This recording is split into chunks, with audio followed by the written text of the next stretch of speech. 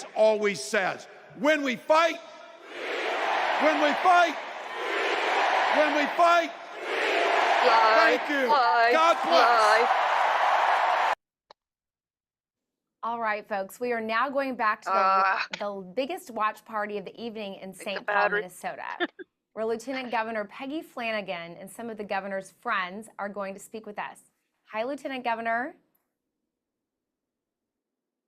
All right, people. With several hundred of my friends, and tonight we know that what we're going to see is Tim Walz demonstrate how he has been a leader who's been able to unite America, how he is a leader who will work in partnership with Kamala Harris to ensure that we move this country forward. And people here are fired up, and they are ready, to cheer him on. Are you ready, y'all? Yes.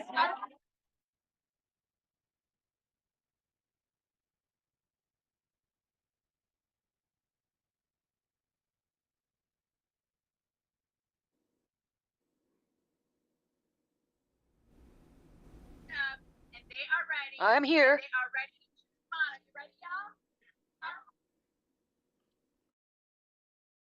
That's not us, guys. It just got quiet on us. Oh. Okay. What a crowd. Thank you, Lieutenant Governor Flanagan, and everyone at the watch party in St. Paul. All right, folks, we are wrapping up here at HQ. As you recall from that amazing pep talk Governor Walz delivered at the Democratic National Convention, we've got our marching orders. And what better way to follow up with that call to action from Governor Walz than with a reminder to go visit go.kamalaharris.com to find an event near you. There are so many ways to show your support, and I promise you, there's a place for everyone on this campaign. There's work to do, and as the governor reminds us, we've got a lot. We got to leave it all on the field. A big thanks to all of our amazing surrogates and speakers who joined us for tonight's call, and to everyone who is attending watch parties all over the country, thank you. It's just about time to end this pep rally, but we do want to take a moment to say thank you again for tuning in tonight and for your support throughout this entire campaign. We know the work you are putting in because we see the results and is what is fueling this campaign. We cannot win without each and every one of you. So please continue to stay active and stay engaged. Keep fighting for Vice President Harris and Governor Walz because they are fighting for everyday Americans like you. And as Vice President Harris says, when we fight, we win. Lastly, please remember to tune into the debate and show Governor Walz your support. Thank you and good night.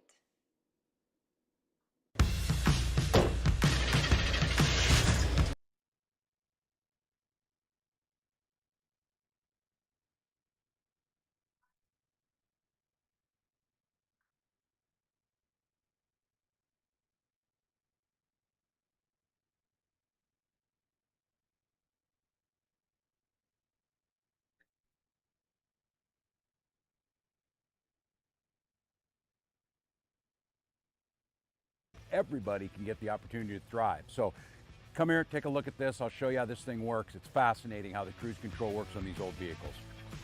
All right, here we go. 345 International motor, no computers, all analog. And this is the cruise control. You know, they this love thing that. Works on vacuum, pulls, and this is ingenious. This arm is just a chain that slides back and forth inside this arm. When it's working, works within a couple miles per hour. I'll be with you guys 1 second. If J.D. Vance, along with Donald Trump, get the opportunity, the folks getting the tax cuts are going to be the billionaires. They don't care about fixing the cruise control on a 79 International because they can buy whatever they want. Handing out the virtual popcorn. That's what a President Harris administration will do. Vice President Harris and I believe a lot of values, and one of the biggest value that we share together is when the middle class is strong, America's strong. This thing, old school carburetor, you can always tell something about somebody's maintenance when how clean their air filter is. Look, to be able to work on this thing, you got a manual. It shows you exactly what to do to fix things on this. Donald Trump and J.D. Vance have a manual too. It's called Project 2025, and it's a way to stick it to the middle class by giving tax cuts to the wealthiest. rigging our economy to make it more difficult for people. Look, they didn't give me a manual for this if you didn't plan on using it to fix your truck. They didn't create that Project 2025 just to have it set around as a doorstop. My pro tip of the day is I heard about this, but I never saw it. Things around rubber. I'm coming Best on. Thing. You get the wrong material on this stuff dry rots out, and this is like really hard to find. So make stuff last, invest in it, just like you hear this administration under President Harris. Investing in the middle class will make a strong America in the long run. Thanks for watching, everybody. If you need to fix the analog cruise control on your 79 International, this is the place to come.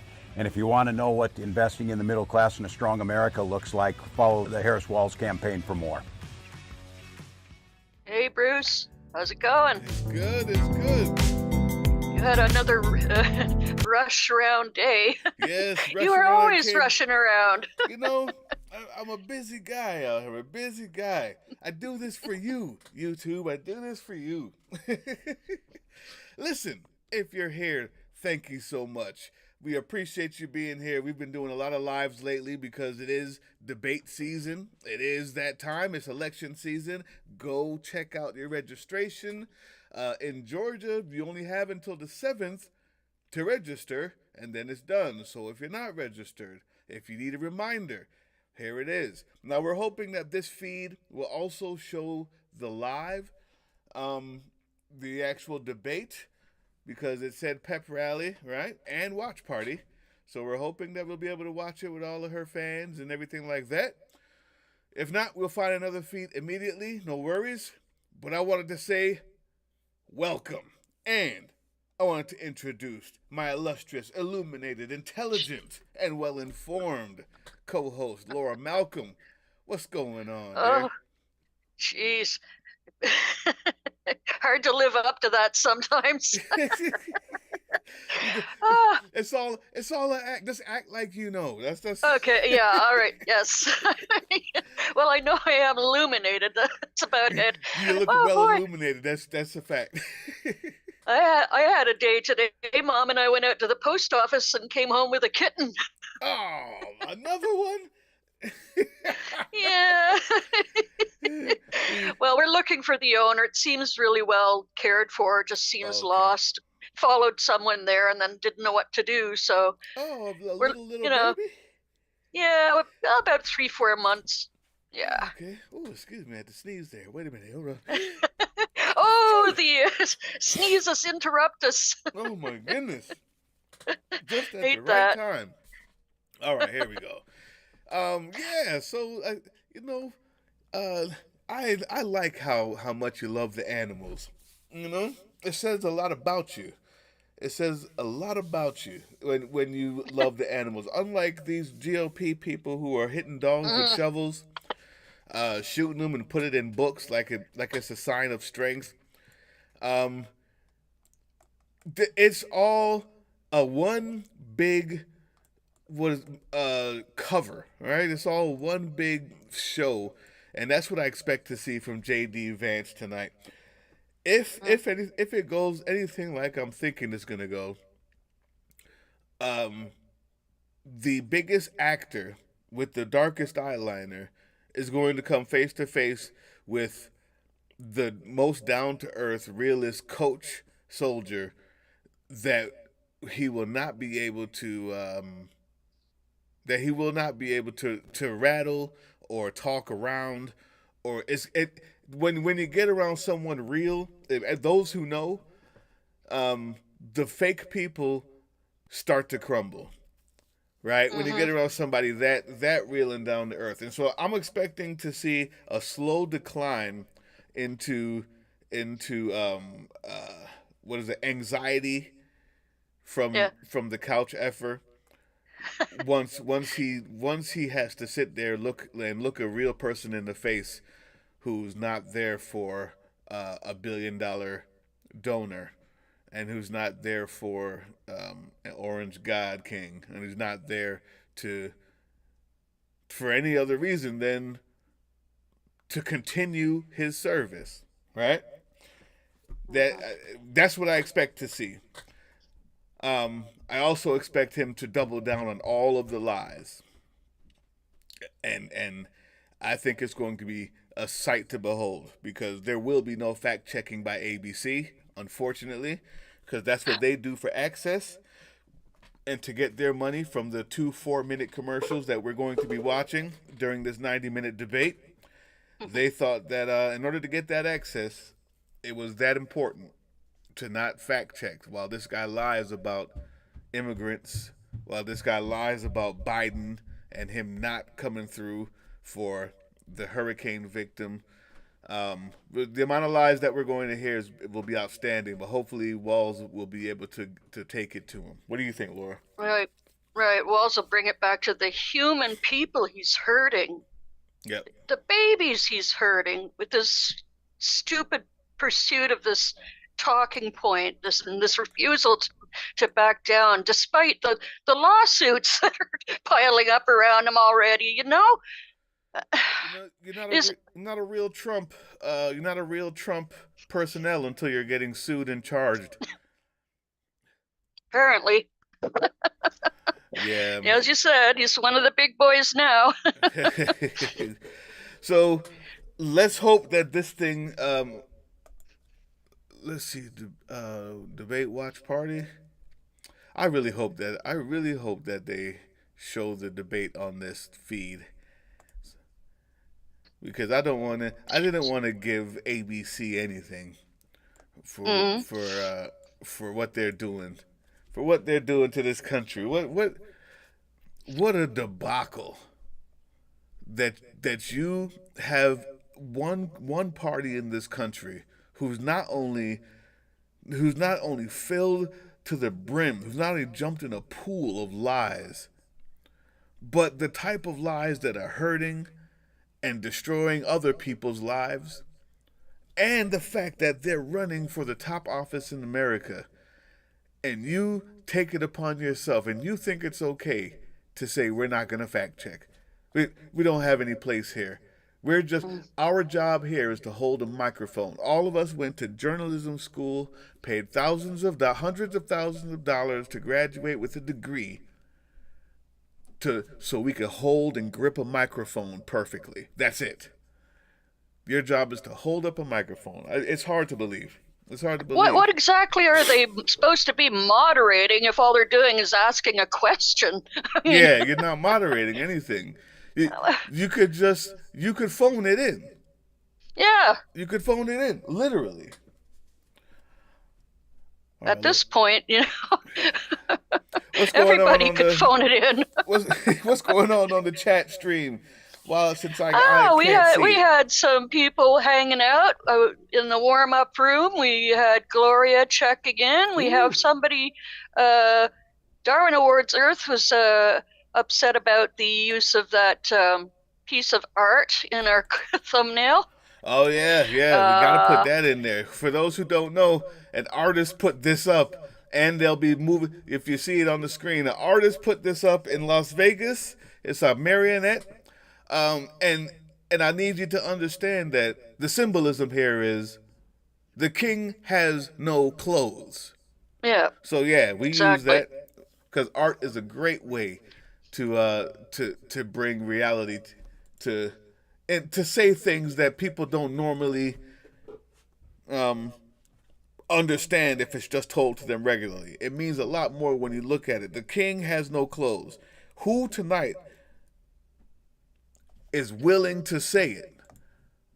J.D. Vance will not say it. He's going to say that the king's nakedness, his clothes are the greatest clothes he's ever seen. And we're hoping that Tim Walz will do something different. All right, what is let me get the name of that site that we use, because I don't think they're going to be playing it here. 1 second, guys. We're about to have it on. Okay, we also got to they found my stream today. A friend of one of our chatters, our return chatters, Golf Twitler. So they're new. We got Dave Oz from Australia checking in on us in Tomorrowland. And yes, as I said, Gloria was waiting in here too. she might have gone over to say hello to our friends over at TV2 stream where he's popped into to give us some love. Excellent. I saw him doing. World Traveler has been in and out, getting his eardrums blasted from stream to stream when they go live suddenly. So, all right, let's get this party started. All right, what's Happy the name October. Of that? What's the name of the that news site? US TV Go. Yes. I got a blue meanie already here. Oh, excuse me. Oh, Sons of Liberty's also live. Hey, Sonia. How you doing? Happy October. We got everybody here. My favorite month. We got everybody here. Let's see if this thing is... The cool kids room.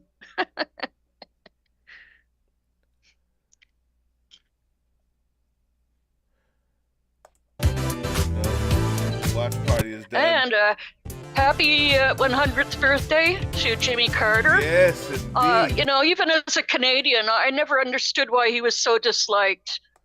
I thought, you know, hey, he seems like a real person to me. Like, I guess that doesn't work for for you guys or something. You know what? So this is not working.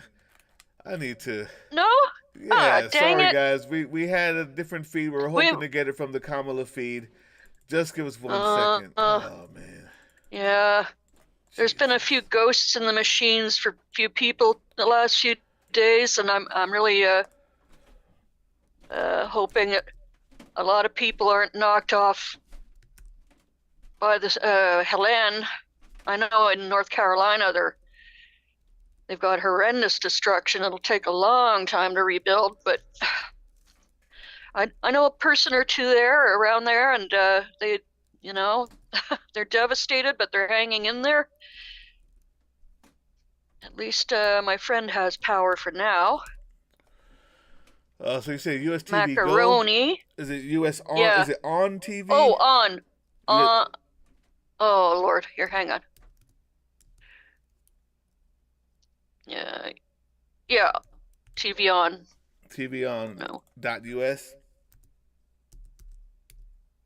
Wait a minute. No, it should be US TV Go, because on has disappeared. USTVGo.com. Oh, this is horrible. Come on. USTVGo.tv. No, that didn't work. What happened to it? Oh, arg. Alrighty then. Well, the next best thing until we can figure that. I'll let you try to figure that out. Okay. What you can do? Can you talk to me off screen? Yep. 1 second.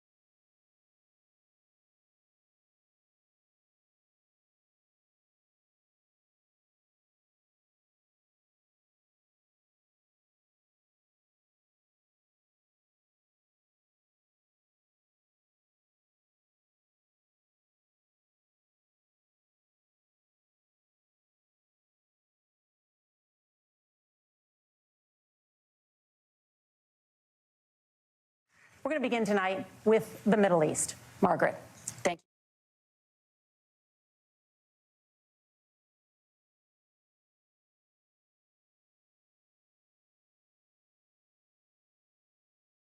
President Biden has deployed more than 40,000 U.S. military personnel and assets to that region.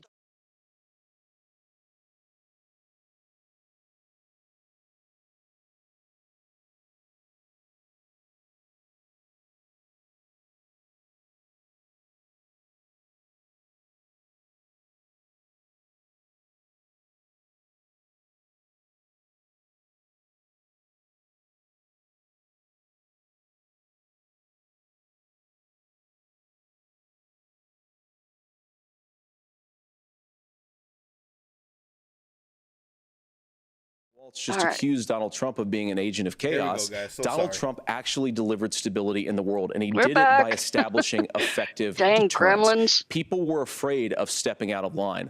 Iran, which launched this attack, has received over $100 billion in unfrozen assets thanks to the Kamala Harris administration. What do they use that money for? They use it to buy weapons that they're now launching against our allies, and God forbid, potentially launching against the United States as well. Donald Trump recognized that for people to fear the United States, you needed peace through strength. They needed to recognize that if they got out of line, the United States global leadership would put stability and peace back in the world. Now, you asked about a preemptive strike, Margaret, and I want to answer the question. Look, it is up to Israel what they think they need to do to keep their country safe, and we should support our allies wherever they are when they're fighting the bad guys. I think that's the right approach to take with the Israel question.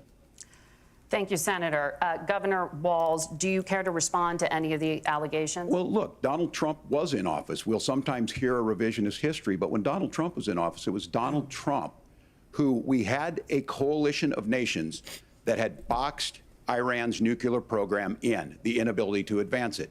Donald Trump pulled that program and put nothing else in its place. So Iran is closer to a nuclear weapon than they were before because of Donald Trump's fickle leadership. And when Iran shot down an American aircraft in international airspace, Donald Trump tweeted, because that's the standard diplomacy of Donald Trump. And when Iranian missiles did fall near U.S. troops and they received traumatic brain injuries, Donald Trump wrote it off as headaches. Look, our allies understand that Donald Trump is fickle. He will go to whoever has the most flattery or where it makes sense to him. Steady leadership like you witnessed today, like you witnessed in April. Both Iranian attacks were repelled. Our coalition is strong, and we need the steady leadership that Kamala Harris is providing. Senator Vance, the U.S. did have a diplomatic deal with Iran to temporarily pause parts of its nuclear program, and President Trump did exit that deal. He recently said, just 5 days ago, the U.S. must now make a diplomatic deal with Iran because the consequences are impossible. Did he make a mistake? You have 1 minute. Well, first of all, Margaret, diplomacy is not a dirty word, but I think that's something that Governor Walz just said is quite extraordinary. You yourself just said Iran is as close to a nuclear weapon today as they have ever been. And Governor Walz, you blame Donald Trump, who has been the vice president for the last 3.5 years. And the answer is your running mate, not mine. Donald Trump consistently made the world more secure. Now, we talk about what the sequence of events that led us to where we are right now, and you can't ignore October the 7th, which I appreciate Governor Walz bringing up. But when did Iran and Hamas and their proxies attack Israel? It was during the administration of Kamala Harris. So Governor Walz can criticize Donald Trump's tweets, but effective, smart diplomacy and peace through strength is how you bring stability back to a very broken world. Donald Trump has already done it once before. Ask yourself at home, when was the last time, I'm 40 years old, when was the last time that an American president didn't have a major conflict break out? The only answer is during the 4 years that Donald Trump was president. Gentlemen, we have a lot to get to. Nora? Margaret, thank you. Let's turn now to Hurricane Helene. The storm could become one of the deadliest on record. More than 160 people are dead and hundreds more are missing. Scientists say climate change makes these hurricanes larger, stronger, and more deadly because of the historic rainfall. Senator Vance, according to CBS News polling, 7 in 10 Americans and more than 60% of Republicans under the age of 45 favor the U.S. taking steps to try and reduce climate change. Senator, what responsibility would the Trump administration have to try and reduce the impact of climate change I'll give you 2 minutes. Sure. So first of all, let's start with the hurricane, because it's an unbelievable, unspeakable human tragedy. I just saw today actually a photograph of 2 grandparents on a roof with a 6-year-old child, and it was the last photograph ever taken of them because the roof collapsed and those innocent people lost their lives. Wow. And I'm sure Governor Walz joins me in saying our hearts go out to those innocent people, our prayers go out to them, and we want as robust and aggressive as a federal response as we can get to save as many lives as possible, and then of course afterwards to help the people in those communities rebuild. I mean, these are communities that I love. Some of them I know very personally in Appalachia, all across the Southeast. They need their government to do their job, and I commit that when Donald Trump is president again, the government will put the citizens of this country first when they suffer from a disaster. Now, Nora, you asked about climate change. I think this is a very important issue. Look, a lot of people are justifiably worried about all these crazy weather patterns. I think it's important for us, first of all, to say Donald Trump and I support clean air, clean water. We want the environment to be cleaner and safer. But one of the things that I've noticed some of our Democratic friends talking a lot about is a concern about carbon emissions, this idea that carbon emissions drives all of the climate change. Well, let's just say that's true, just for the sake of argument, so we're not arguing about weird science. Let's just say that's true. Well, if you believe that, what would you want to do? The answer is that you'd want to reshore as much American manufacturing as possible, and you'd want to produce as much energy as possible in the United States of America, because we're the cleanest economy in the entire world. What have Kamala Harris's policies actually led to? More energy production in China, more manufacturing overseas, more doing business in some of the dirtiest parts of the entire world. And when I say that, I mean the amount of carbon emissions they're doing per unit of economic output. So if we actually care about getting cleaner air and cleaner water, the best thing to do is to double down and invest in American workers and the American people. And unfortunately, Kamala Harris has done exactly the opposite. Governor Walz, you have 2 minutes to respond. Well, we got close to an agreement because all those things are happening. Look, first of all, it is a horrific tragedy with this hurricane, and my heart goes out to the folks that are down there in contact with the governors. I serve as co-chair of the Council of Governors as we work together on these emergency managements. Governors know no partisanship. They work together to all of the governors and the emergency responders are on the ground. Those happen on the front end. The federal government comes in, makes sure they're there to that we recover, but we're still in that phase where we need to make sure that they're staying there, staying focused. Now look, coming back to the climate change issue, there's no doubt this thing roared onto the scene faster and stronger than anything we've seen. Senator Vance has said that there's a climate problem in the past. Donald Trump called it a hoax and then joked that these things would make more beachfront property to be able to invest in. Yep. What we've seen out of the Harris administration now, the Biden-Harris administration, is we've seen this investment. We've seen massive investments, the biggest in global history that we've seen in the Inflation Reduction Act, has created jobs all across the country. 2,000 in Jeffersonville, Ohio, taking the EV technology that we invented and making it here. 200,000 jobs across the country. The largest solar manufacturing plant in North America sits in Minnesota. But my farmers know climate change is real. They've seen 500-year droughts, 500-year floods back to back. But what they're doing is adapting, and this has allowed them to tell me, look, I harvest corn, I harvest soybean, and I harvest wind. We are producing more natural gas and more oil at any time than we ever have. We're also producing more clean energy.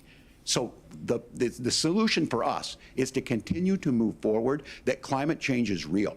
Reducing our impact is absolutely critical, but this is not a false choice. You can do that at the same time you're creating the jobs that we're seeing all across the country. That's exactly what this administration has done. We are seeing us becoming an energy superpower for the future, not just the current. And that's what absolutely makes sense. And then we start thinking about how do we mitigate these disasters. Thank you. Senator, I want to give you an opportunity to respond there. The governor mentioned that President Trump has called climate change a hoax. Do you agree?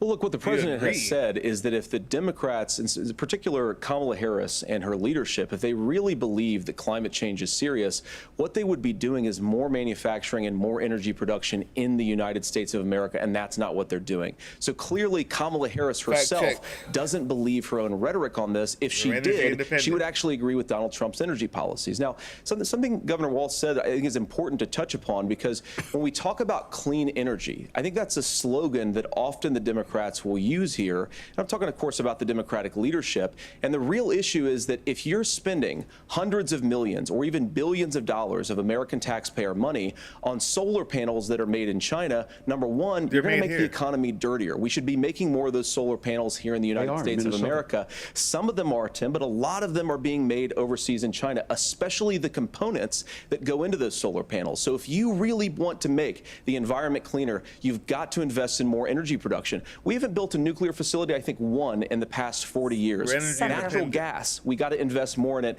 Kamala Harris has done the opposite. That's raised energy prices and also meant that we're doing worse by the Senator, your time is up. Governor, would you like to respond?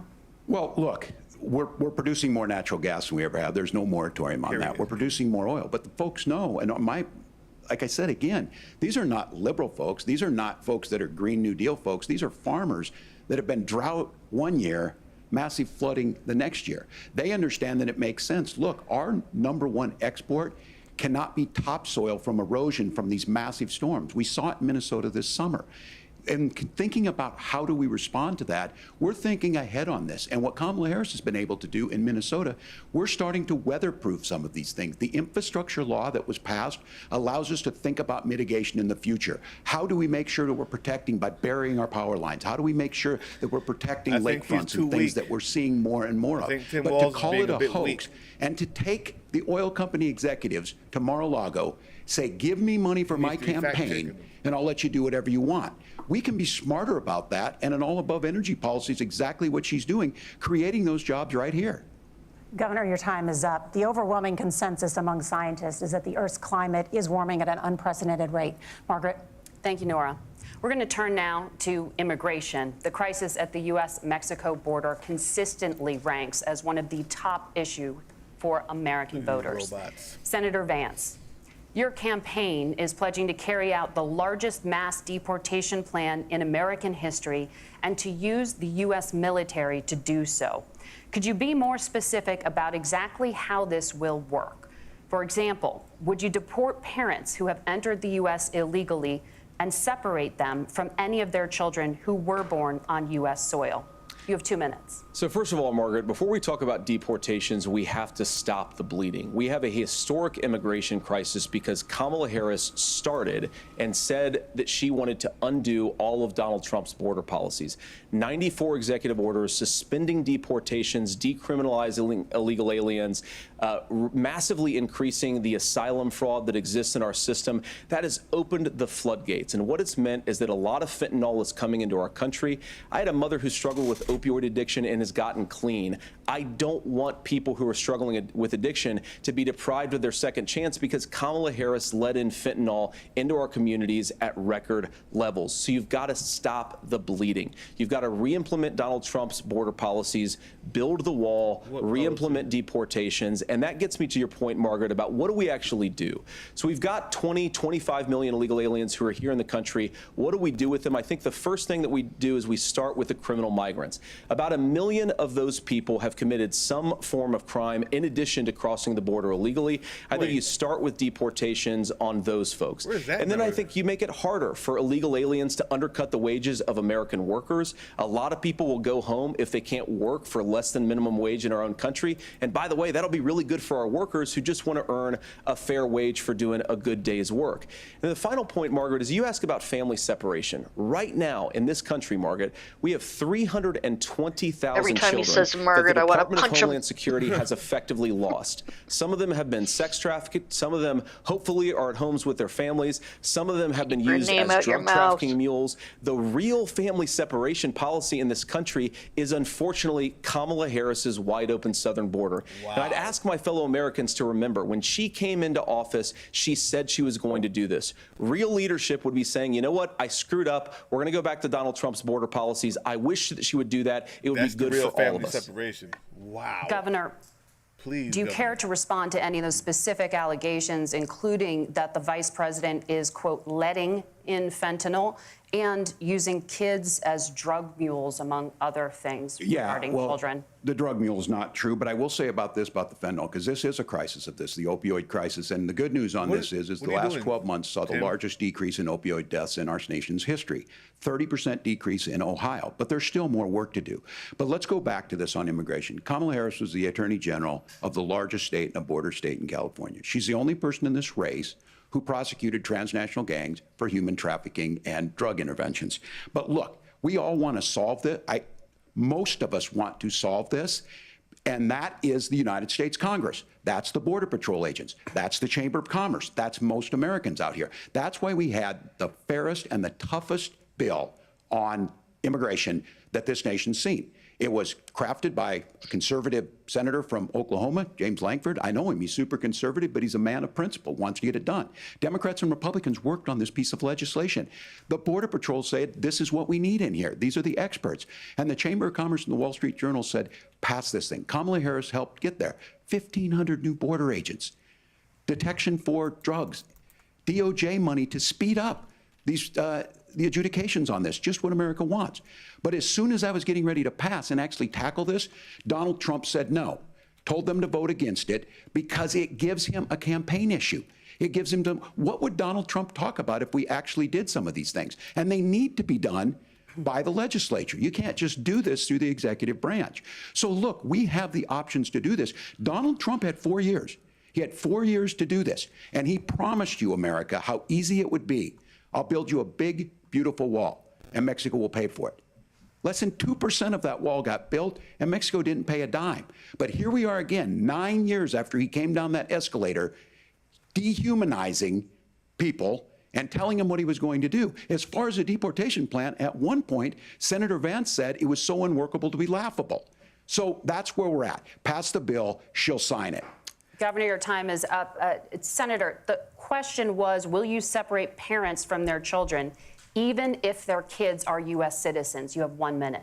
Margaret, my point is that we already have massive child separations thanks to Kamala Harris's open border. And I didn't accuse Kamala Harris of inviting drug mules. I said that she enabled the Mexican drug cartels to operate freely in this country. And we know that they use children as drug mules, and it is a disgrace, and it has to stop.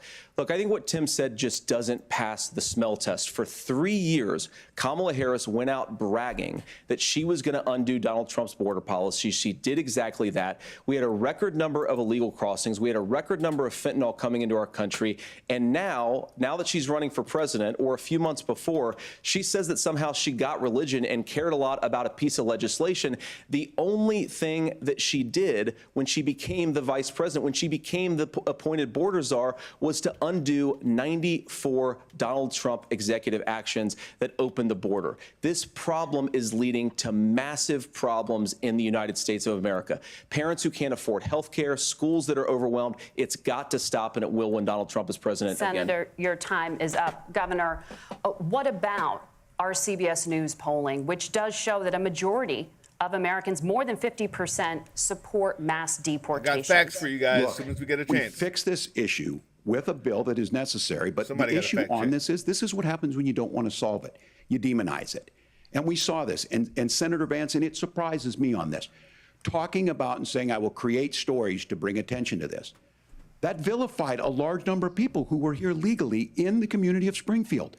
The Republican governor said, it's not true, don't do it. There's consequences for this. There's consequences. We could come together. Senator Lankford did it. We could come together and solve this if we didn't let Donald Trump continue to make it an issue. And the consequences in Springfield were the governor had to send state law enforcement to escort kindergartners to school. I believe Senator Vance wants to solve this, but by standing with Donald Trump and not working together to find a solution, it becomes a talking point. And when it becomes a talking point like this, we dehumanize and villainize other human beings. Tim, Governor, your time is up. Senator, I'll give you 1 minute, but let me just ask you the question first. The governor has made the point, and I think as a sitting lawmaker, you know that Congress controls the purse strings and any funding.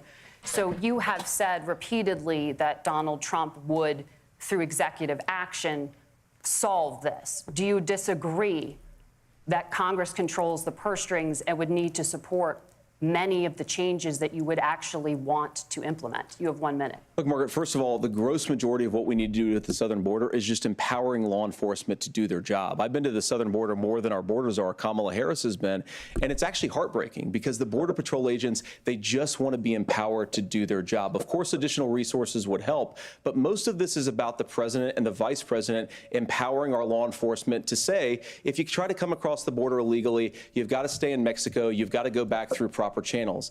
Now, Governor Walz brought up the community of Springfield, and he's very worried about the things that I've said in Springfield. Look, in Springfield, Ohio, and in communities all across this country, you've got schools that are overwhelmed, you've got hospitals that are overwhelmed, you have got housing that is totally unaffordable because we brought in millions of illegal immigrants to compete with Americans for scarce homes. The people that I'm most worried about in Springfield, Ohio, are the American citizens who have had their lives destroyed by Kamala Harris's open border. It is a disgrace, Tim. And I actually think, I agree with you. I think you want to solve this problem, but I don't think that Kamala Harris does. Senator, your time is up. Governor, you have 1 minute to respond. Yeah, well, it is law enforcement that asked for the bill.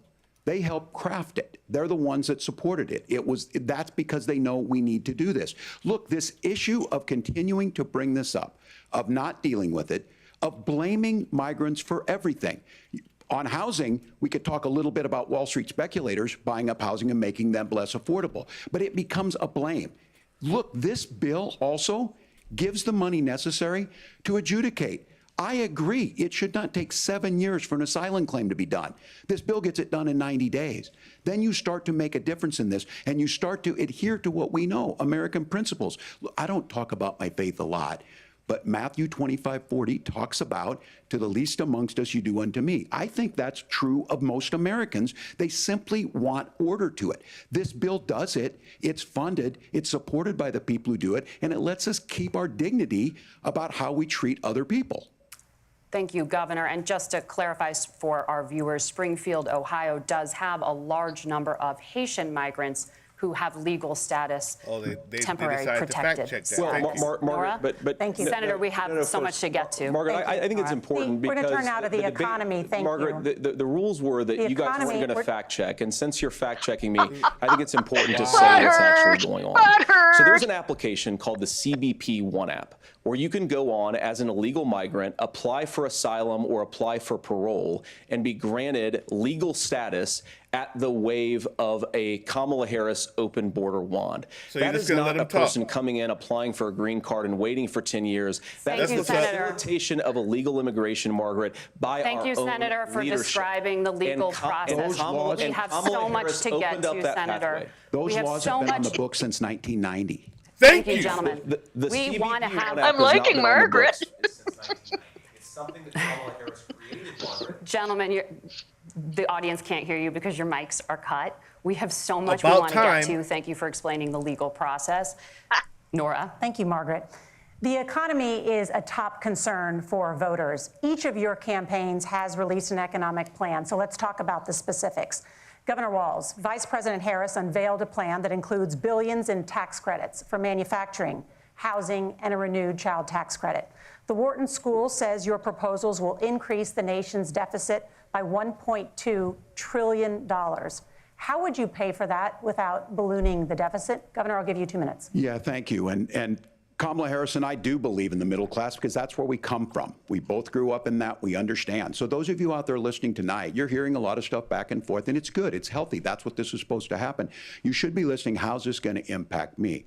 The bold forward plan that Kamala Harris put out there is talking about this housing issue. The one thing is there's 3 million new houses proposed under this plan with down payment assistance on the front end to get you in a house. A house is much more than just an asset to be traded somewhere. It's foundational to where you're at. And then making sure that the things you buy every day, whether they be prescription drugs or other things, that there's fairness in that. Look, the $35 insulin is a good thing, but it costs $5 to make insulin. They were charging $800 before this law went into effect. As far as the housing goes, I've seen it in Minnesota. 12% more houses in Minneapolis, prices went down on rent 4%. It's working. And then making sure tax cuts go to the middle class. $6,000 child tax credit, we have one in Minnesota, reduces childhood poverty by a third. We save money in the long run, and we do the right thing for families. And then getting businesses off the ground. The law as it stands right now is $5,000 tax credit for small business, increasing that to $50,000. Now, this is a philosophical difference between us. Donald Trump made a promise, and I'll give you this. He kept it. He took folks to Mar-a-Lago, said, you're rich as hell, I'm going to give you a tax cut. He gave the tax cuts that predominantly went to the top class. What happened there was an $8 trillion increase in the national debt, the largest ever. Now he's proposing a 20% consumption or sales tax on everything we bring in. Everyone agrees, including businesses, it would be destabilizing it, it would increase inflation and potentially lead to a recession. Look, this is simple for you. Where are we going? Kamala Harris has said to do the things she wants to do, we'll just ask the wealthiest to pay their fair share. When you do that, our system works best, more people are participating in it, and folks have the things that they need. Senator, I want to give you a moment to respond on that. But similarly, the Wharton School has done an analysis of the Trump plan and says it would increase the nation's deficit by $5.8 trillion. My question is the same for you. How do you pay for all that without ballooning the deficit? I'll give you 2 minutes. Well, first of all, you're going to hear a lot from Tim Walz this evening, and you just heard it in the answer, a lot of what Kamala Harris proposes to do. And some of it, I'll be honest with you, it even sounds pretty good. Here's what you won't hear, is that Kamala Harris has already done it. Because she's been the vice president for 3.5 years. She had the opportunity to enact all of these great policies. And what she's actually done instead is drive the cost of food higher by 25%, drive the cost of housing higher by about 60%.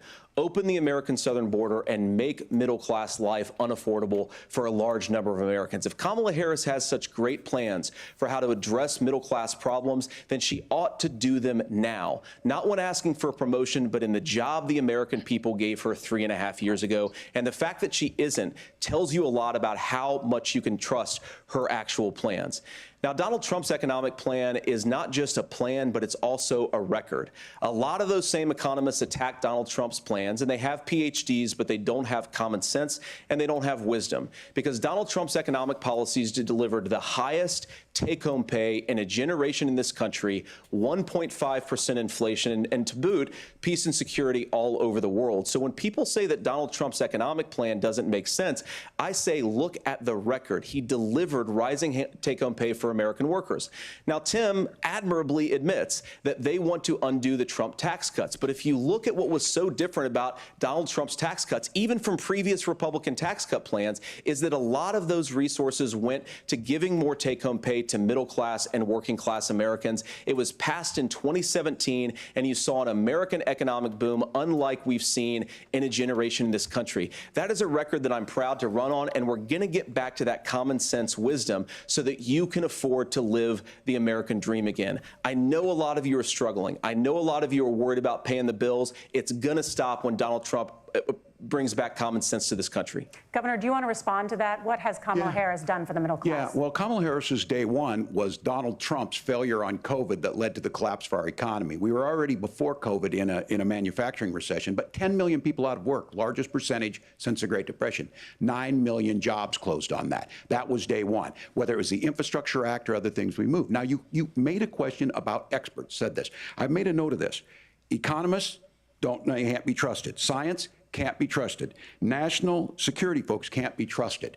Look, if you're going to be president, you don't have all the answers. Donald Trump believes he does. My pro tip of the day is this. If you need heart surgery, listen to the people at the Mayo Clinic in Rochester, Minnesota, not Donald Trump. And the same thing goes with this. And I ask you out there, teachers, nurses, truck drivers, or whatever, how is it fair that you're paying your taxes every year and Donald Trump hasn't paid any federal tax in the last 15 years, and the last year as president? That's what's wrong with the system. There's a way around it, and he's bragged about that. We're just asking for fairness in it, and that's all you want.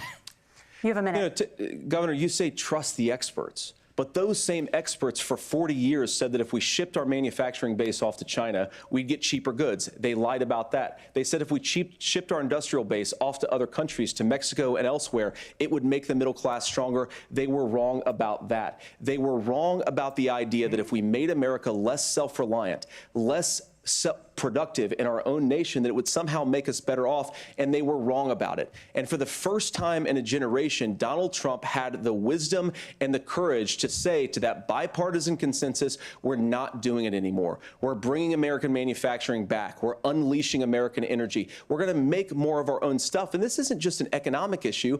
I mean, I've got 3 beautiful little kids at home, 7, 4, and 2, and I love them very much, and I hope they're in bed right now.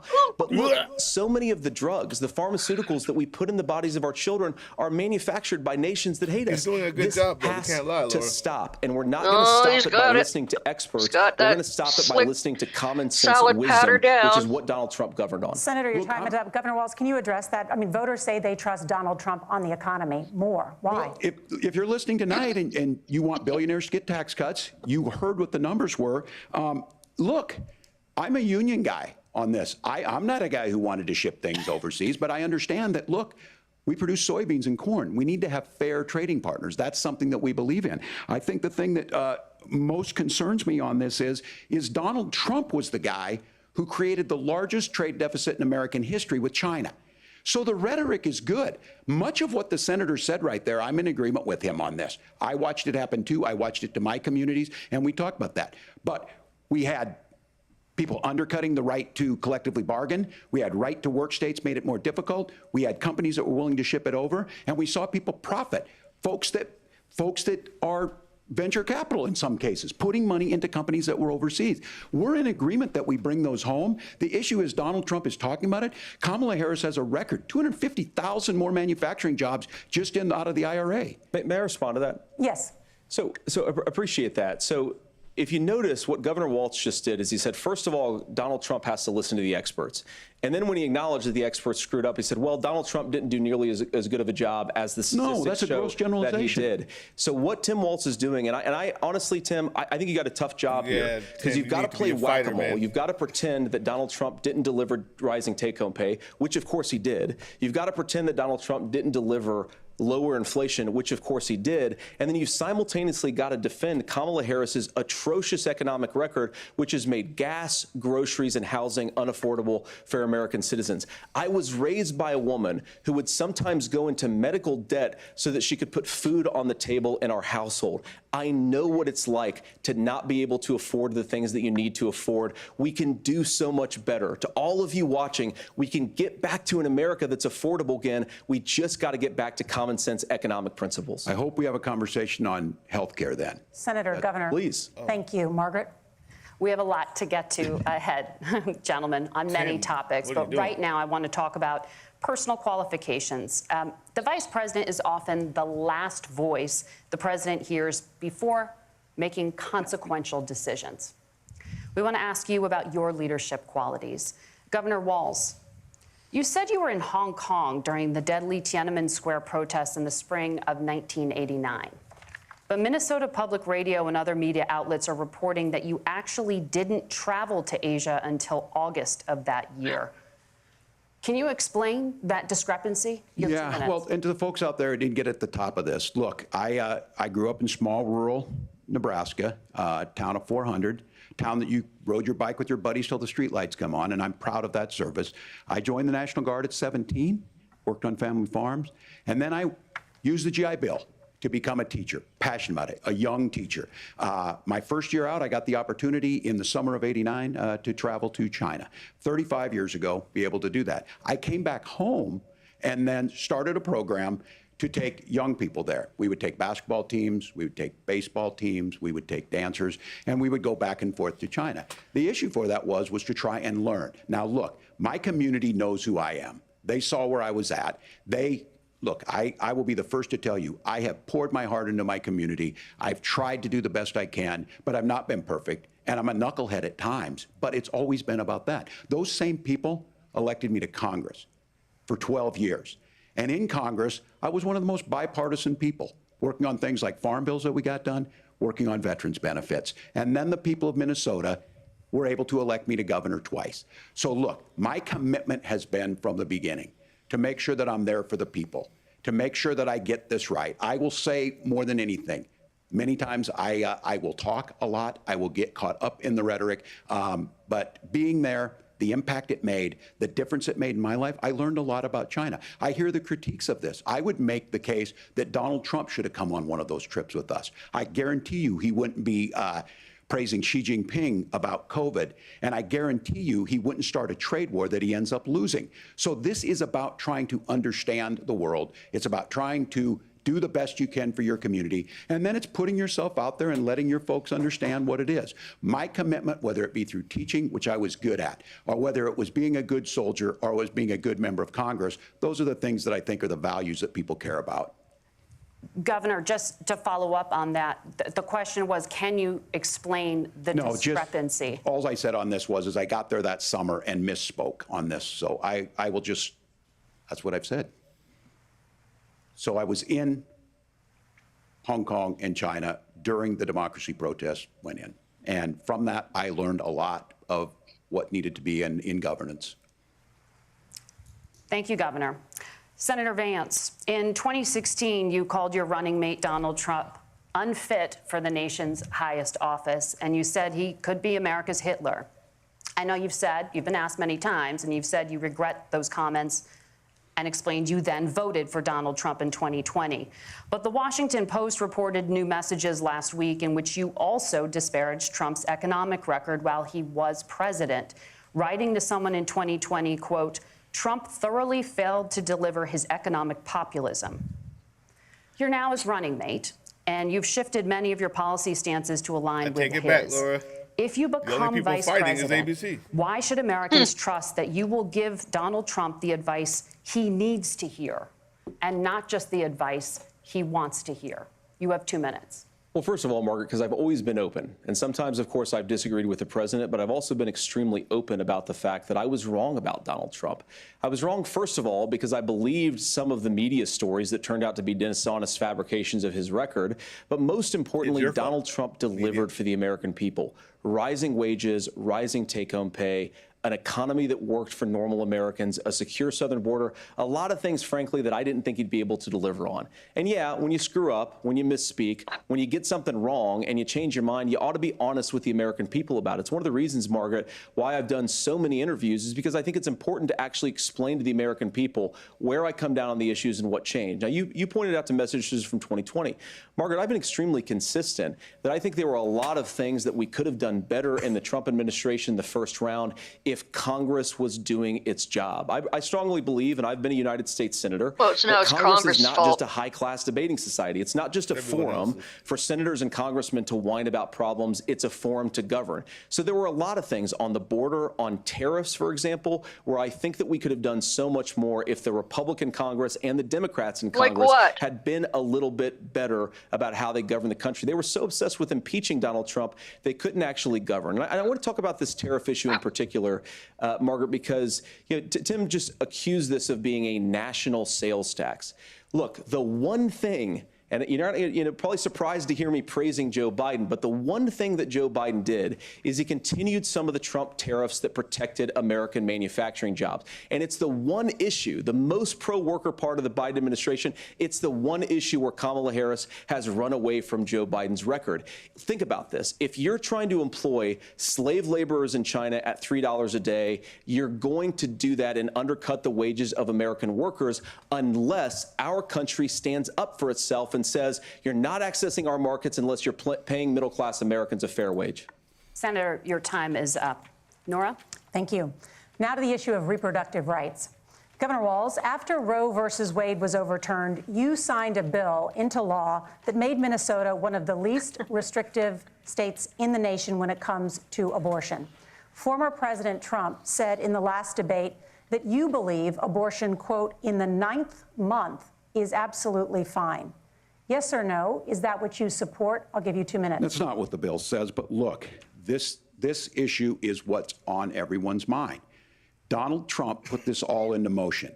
He brags about how great it was that he put the judges in and overturned Roe versus Wade, 52 years of personal autonomy. And then he tells us, oh, we send it to the states. It's a beautiful thing. Amanda Zaworski would disagree with you on it's a beautiful thing. A young bride in Texas waiting for their child at 18 weeks. She has a complication, a tear in the membrane. She needs to go in. The medical care at that point needs to be decided by the doctor. And that would have been an abortion. But in Texas, that would have put them in legal jeopardy. She went home, got sepsis, nearly dies, and now she may have difficulty having children. Or in Kentucky, Hadley Duvall, a 12-year-old child raped and impregnated by her stepfather. Those are horrific. Now, when God asked about that, Senator Vance said 2 wrongs don't make a right. There is no right in this. So in Minnesota, what we did was restore Roe versus Wade. We made sure that we put women in charge of their health care. But look, this is not where, if you don't know Amanda or a Hadley, you soon will. Their Project 2025 is going to have a registry of pregnancies. It's going to make it more difficult, if not impossible, to get contraception and limit access, if not eliminate access to infertility treatments. For so many of you out there listening, me included, infertility treatments are why I have a child.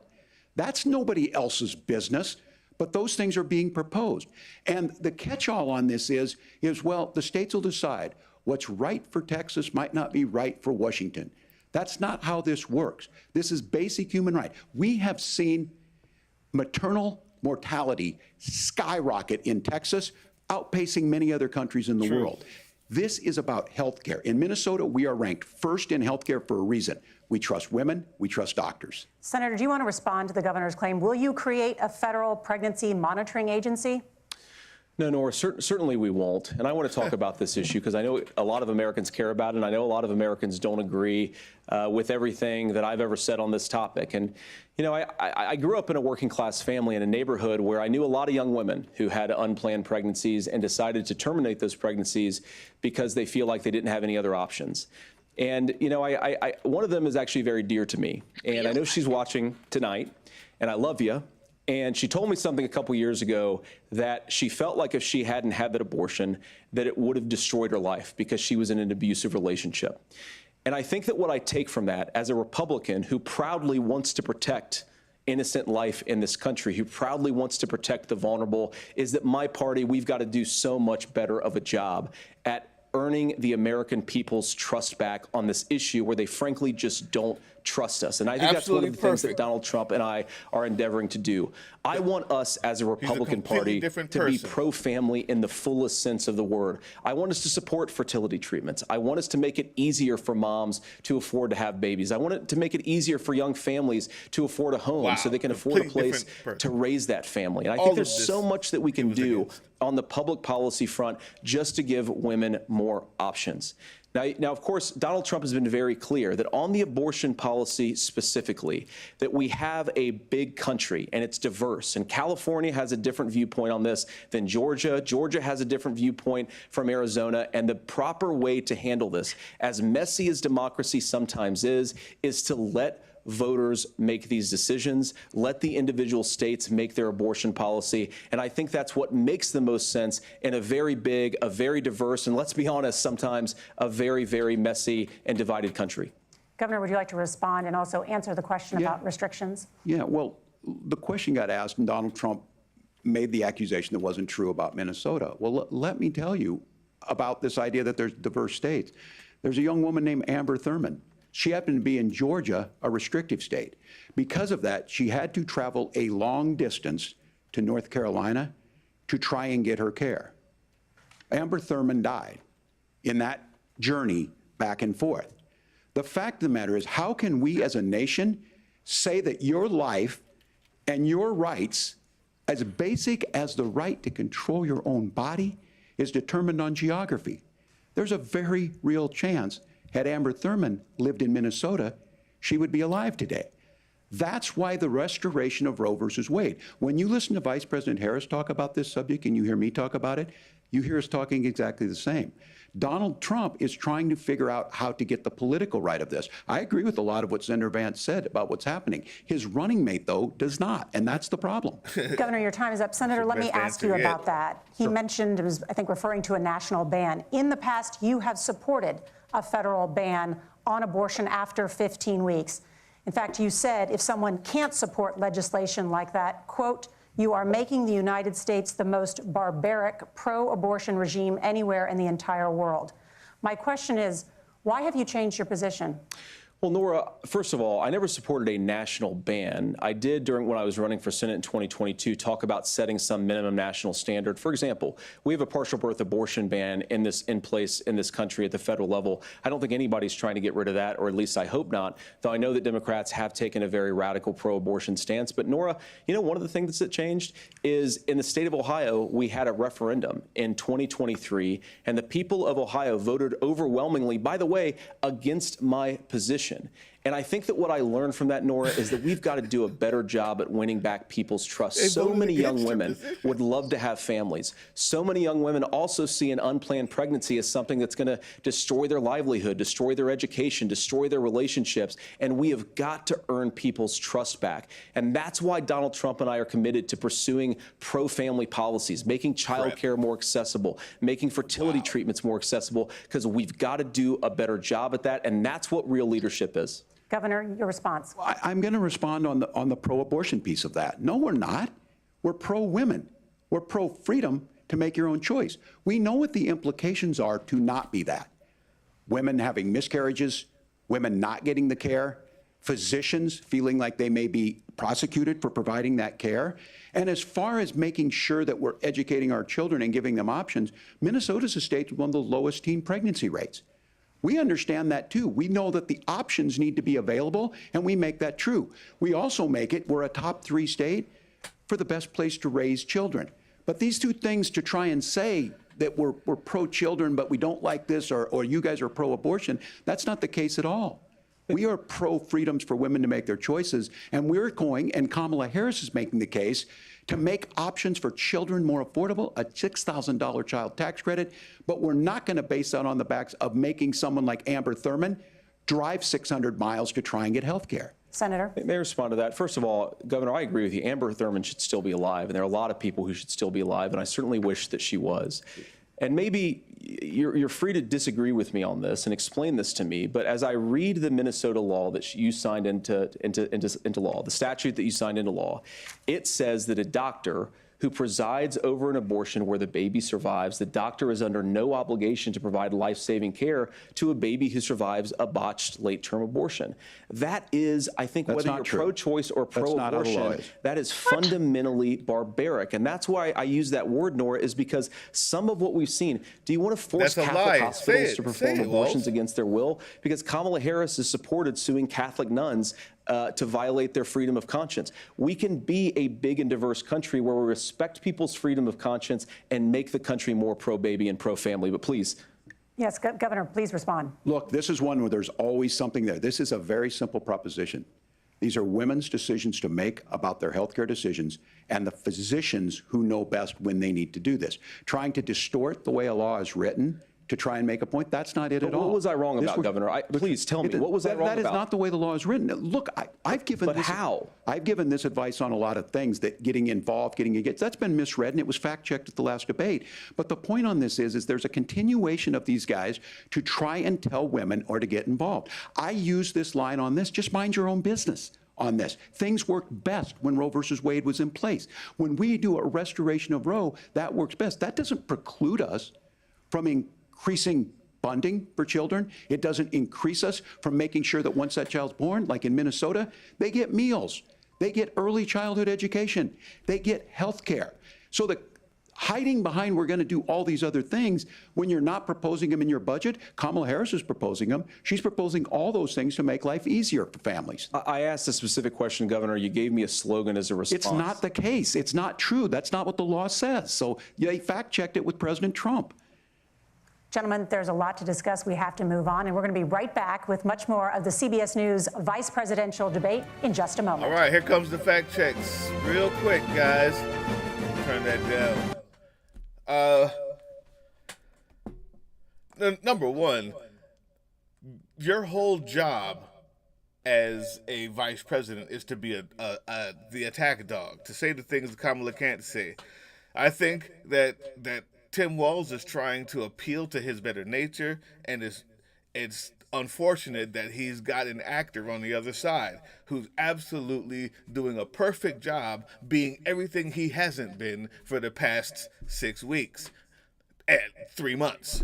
Anyway, fact check. Your boy Vance says there's 1 million illegal immigrants who've already committed crimes.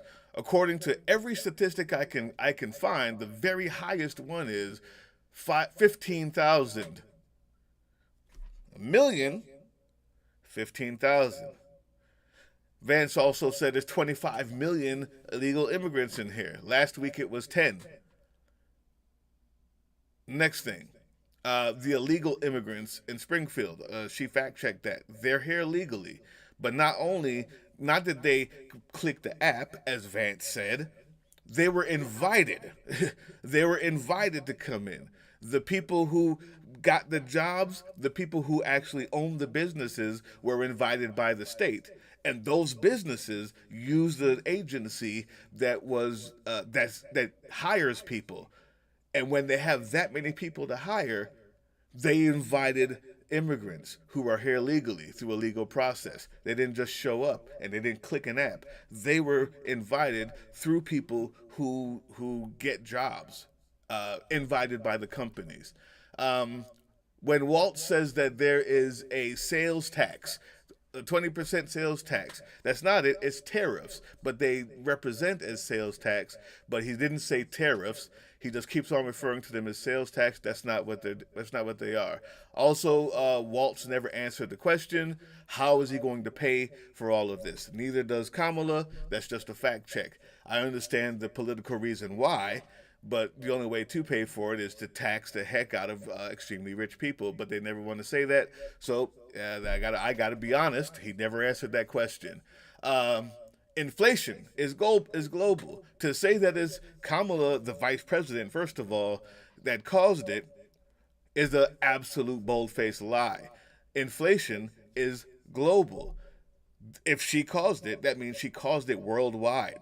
Not only that, the inflation in America is lower than everywhere else in the developed world. We're doing the best at inflation. So that's another lie. I hope you understand that.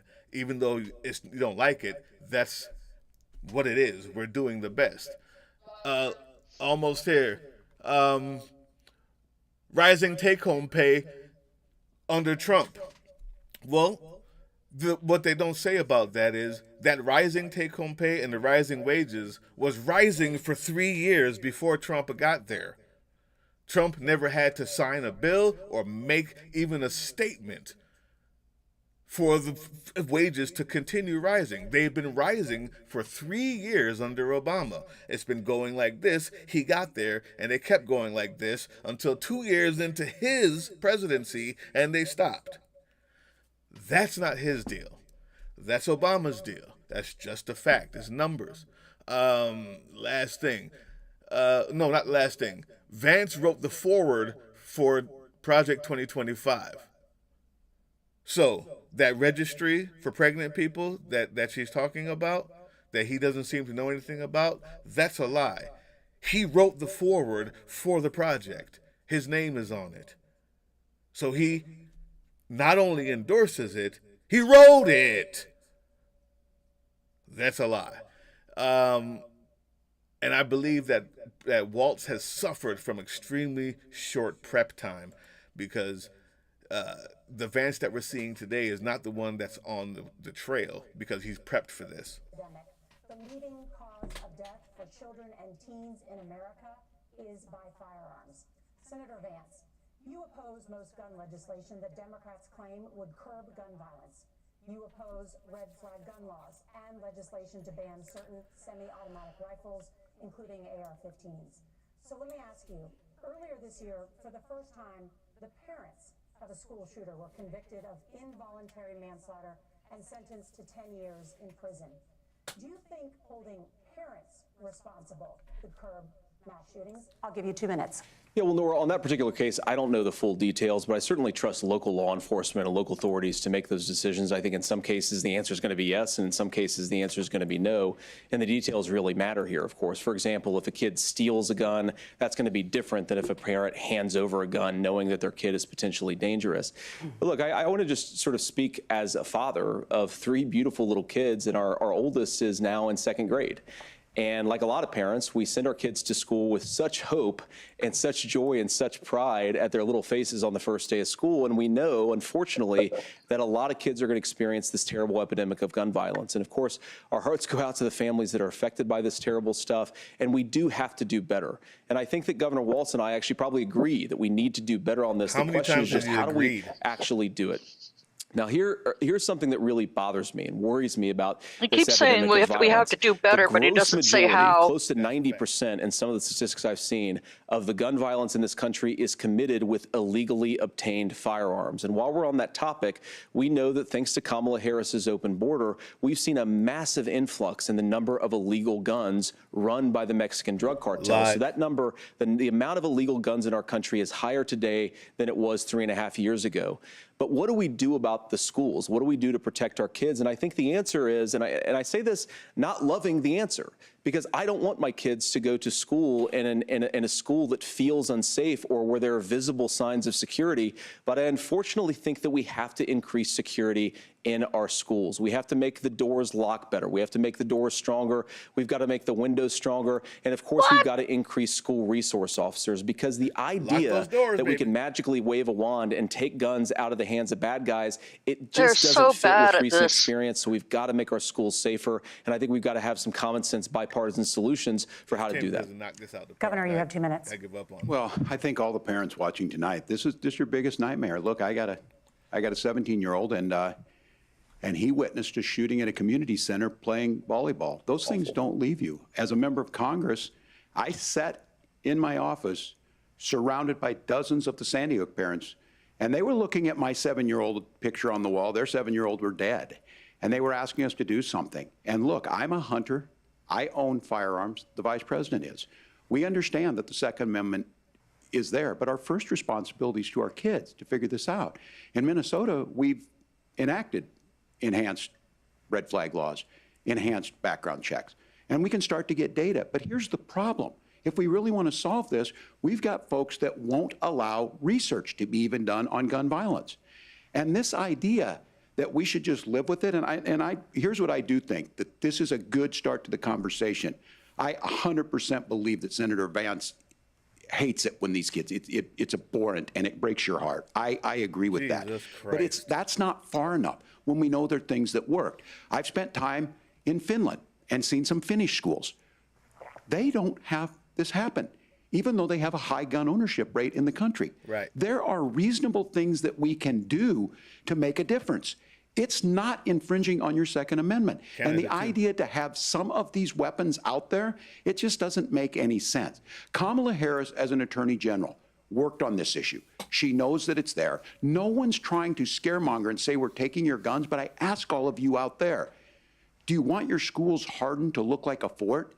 Is that what we have to go? When we know there's countries around the world that their children aren't practicing these types of drills. They're being kids. We owe it to them to get a fix. These are things that shouldn't be that difficult. You can still keep your firearms, and we can make a difference. We have to. If you're listening tonight, this breaks your heart. Senator. Tim, first of all, I didn't know that your 17-year-old witnessed a shooting, and I'm sorry about that, and I hope that he's doing okay. Christ have mercy. It is awful. And I appreciate what Tim said, actually, about Finland, because I do think it illustrates some of the frankly, weird differences between our own country's gun violence problem and Finland. Okay, first of all, we have way higher rates of mental health abuse, or mental health substance abuse. We have way higher rates of depression, way higher rates of anxiety. We unfortunately have a mental health crisis in this country that I really do think that we need to get to the root causes of, because I don't think it's the whole reason why we have such a bad gun violence problem, but I do think it's a big piece of it. Another driver of the gun violence epidemic, especially that affecting our kids, it doesn't earn as many headlines, but is the terrible gun violence problem in a lot of our big cities. And this is why we have to empower law enforcement to arrest the bad guys, put them away, and take gun offenders off the streets. I think there's a whole host of things that we can do here, but I do think at our schools we've got to talk about more security. Senator, thank you. Governor, you previously opposed an assault weapons ban, but only later in your political career did you change your position. Why? Yeah, I sat in that office with those Sandy Hook parents. I've become friends with school shooters. I've seen it. Look, the NRA, I was an NRA guy for a long time. They used to teach gun safety. I'm of an age where My shotgun was in my car so I could pheasant hunt after football practice. That's not where we live today. And several things I want to mention on this is, talking about cities and where it's at, the number one where the most firearm deaths happen in Minnesota are rural suicides. Yeah. And we have an epidemic of in every children state, getting guns Vance. and shooting themselves. And so we have, and we should look at all of the issues, making sure folks have health care and all that, but I want to be very careful. This idea of stigmatizing mental health, just because you have a mental health issue doesn't mean you're violent. And I think what we end up doing is we start looking for a scapegoat. Sometimes it just is the guns.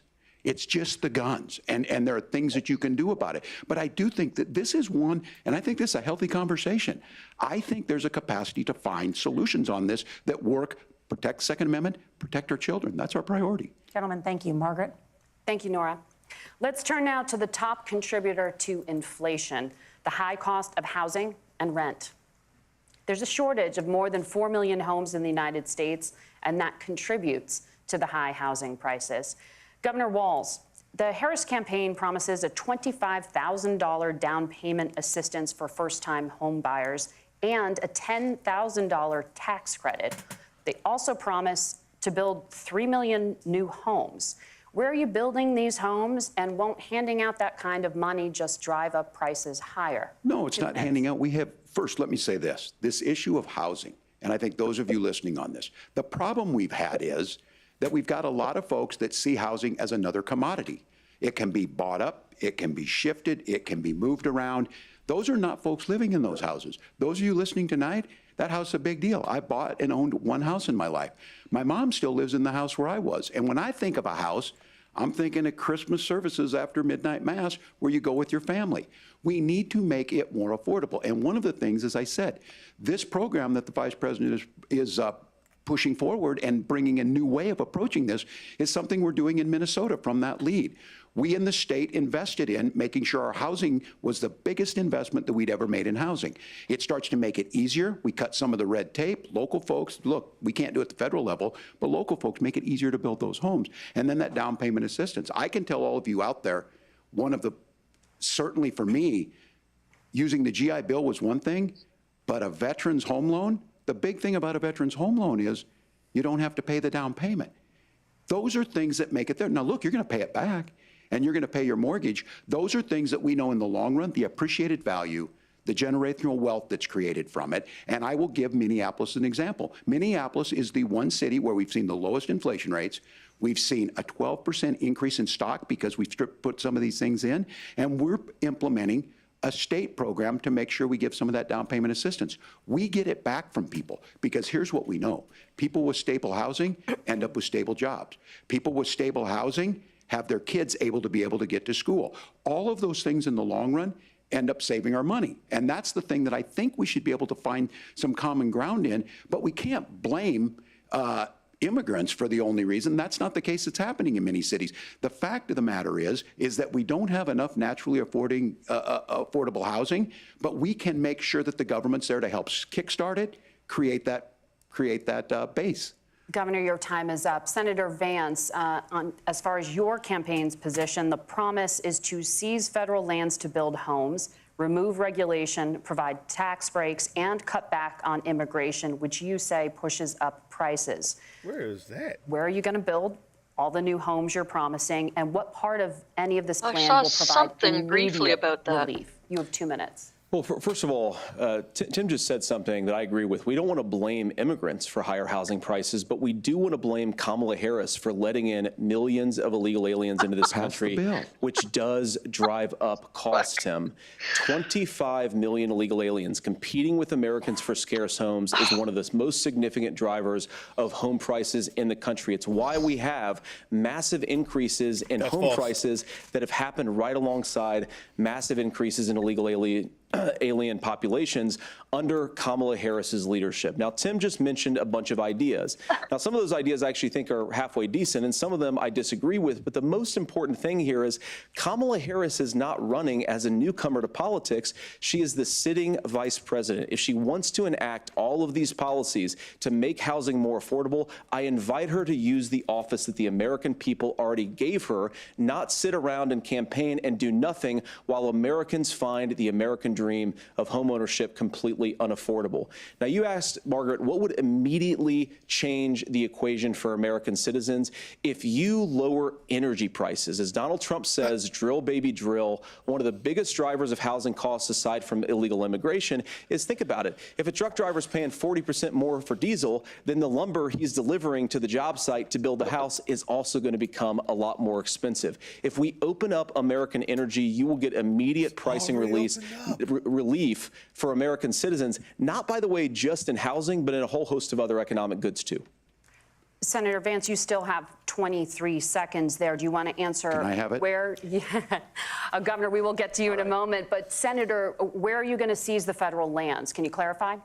Well, what Donald Trump has said is we have a lot of federal lands that aren't being used for anything. They're not being used for a national park. They're not being used, and they could be places where we build a lot of housing. And I do think that we should be opening up building in this country. We have a lot of land that could be used. We have a lot of Americans that need homes. We should be kicking out illegal immigrants who are competing for those homes, and we should be building more homes for the American citizens who deserve to be here. Senator, your time is up. Governor, I do want to let you respond to the allegation that the vice president is letting in Well, of course, that's not true. And again, you have the facts. I guess we agreed not to fact check. I'll check it. That, look, crossings are down compared to when Donald Trump left office. But it's, again, blaming and not trying to find the solution. I was going to ask, though, on this question, are we going to drill and build houses in the same federal land? And I think when people hear federal lands, these are really important pieces of land. Now, Minnesota doesn't have a lot of federal lands. I know in the western part of the countries we do.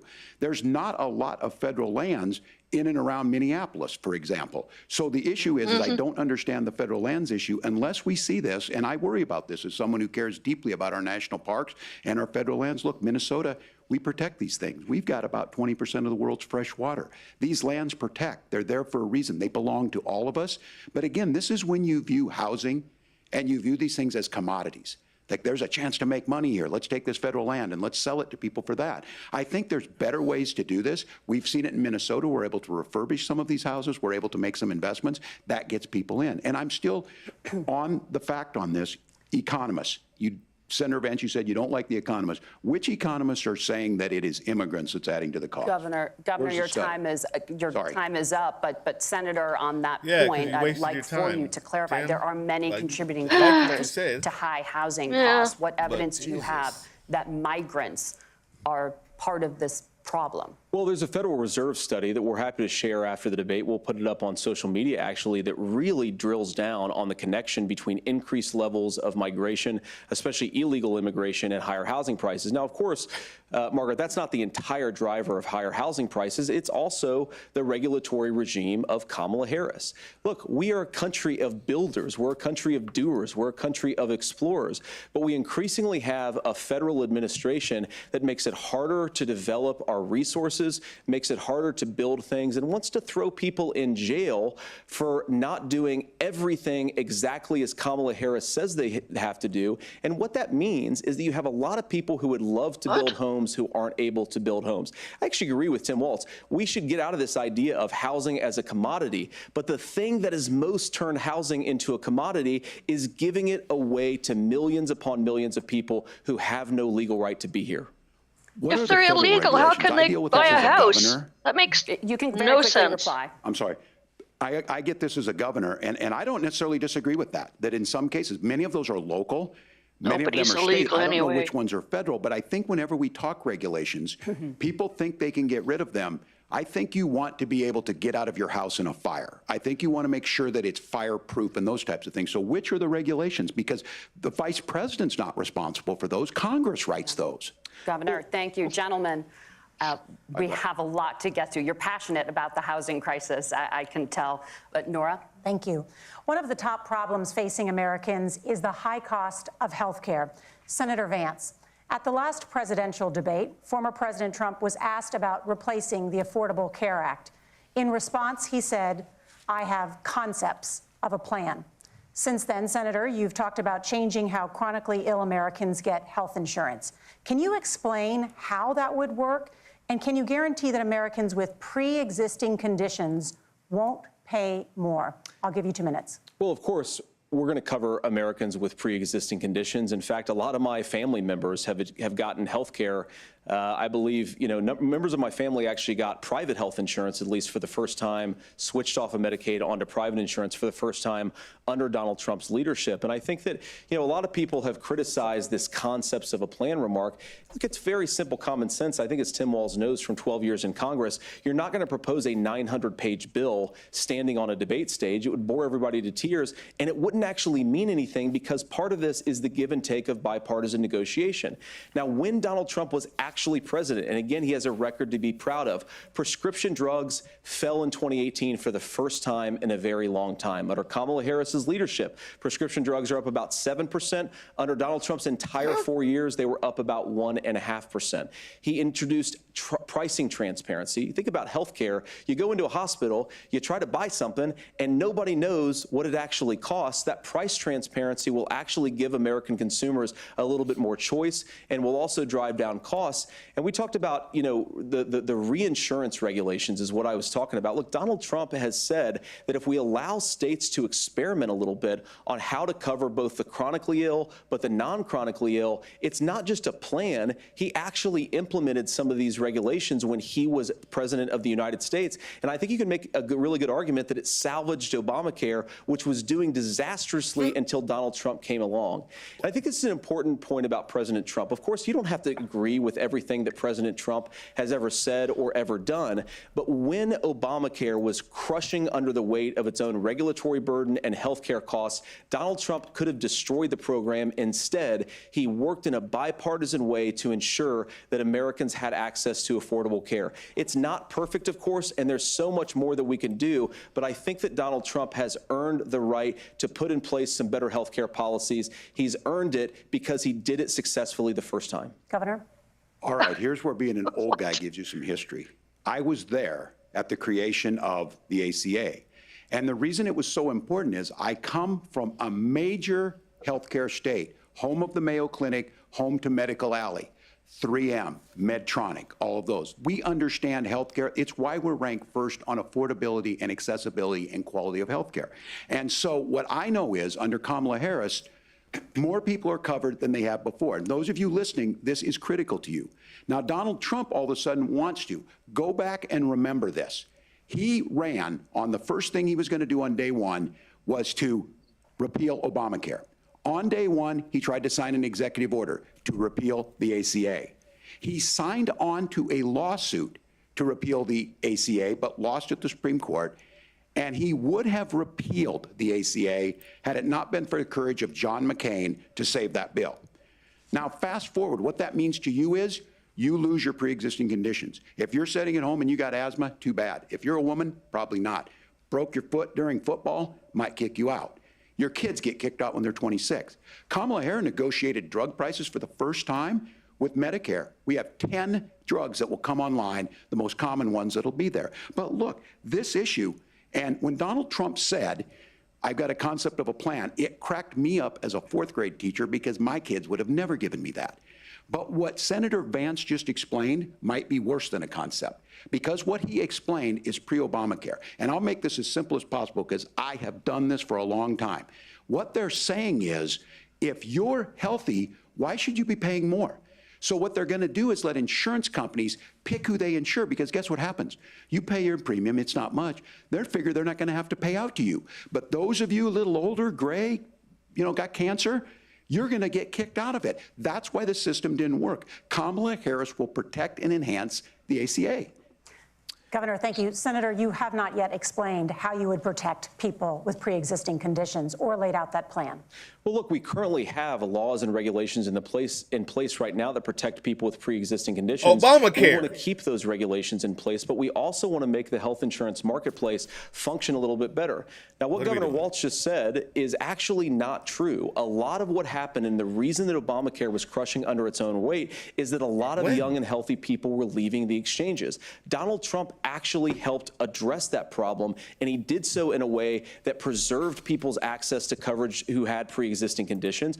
But again, something that these guys do is they make a lot of claims about if Donald Trump becomes president, all of these terrible consequences are going to ensue. But in reality, Donald Trump was president. Inflation was low, take-home pay was higher, and he saved the very program from a Democratic administration that was collapsing and would have collapsed absent his leadership. He did his job, which is govern in a bipartisan way and get results, not just complain about problems, but actually solve them. Governor, did enrollment under the Affordable Care Act go up under the Trump administration? It's higher now that we've seen it go up. Look, people are using it. The system works. And the question about this of young people or whatever, that's the individual mandate piece of this. And Republicans fought tooth and nail saying, well, Americans should be free to do this. Well, then what happens is— So you think the individual mandate's a good idea? You shrink.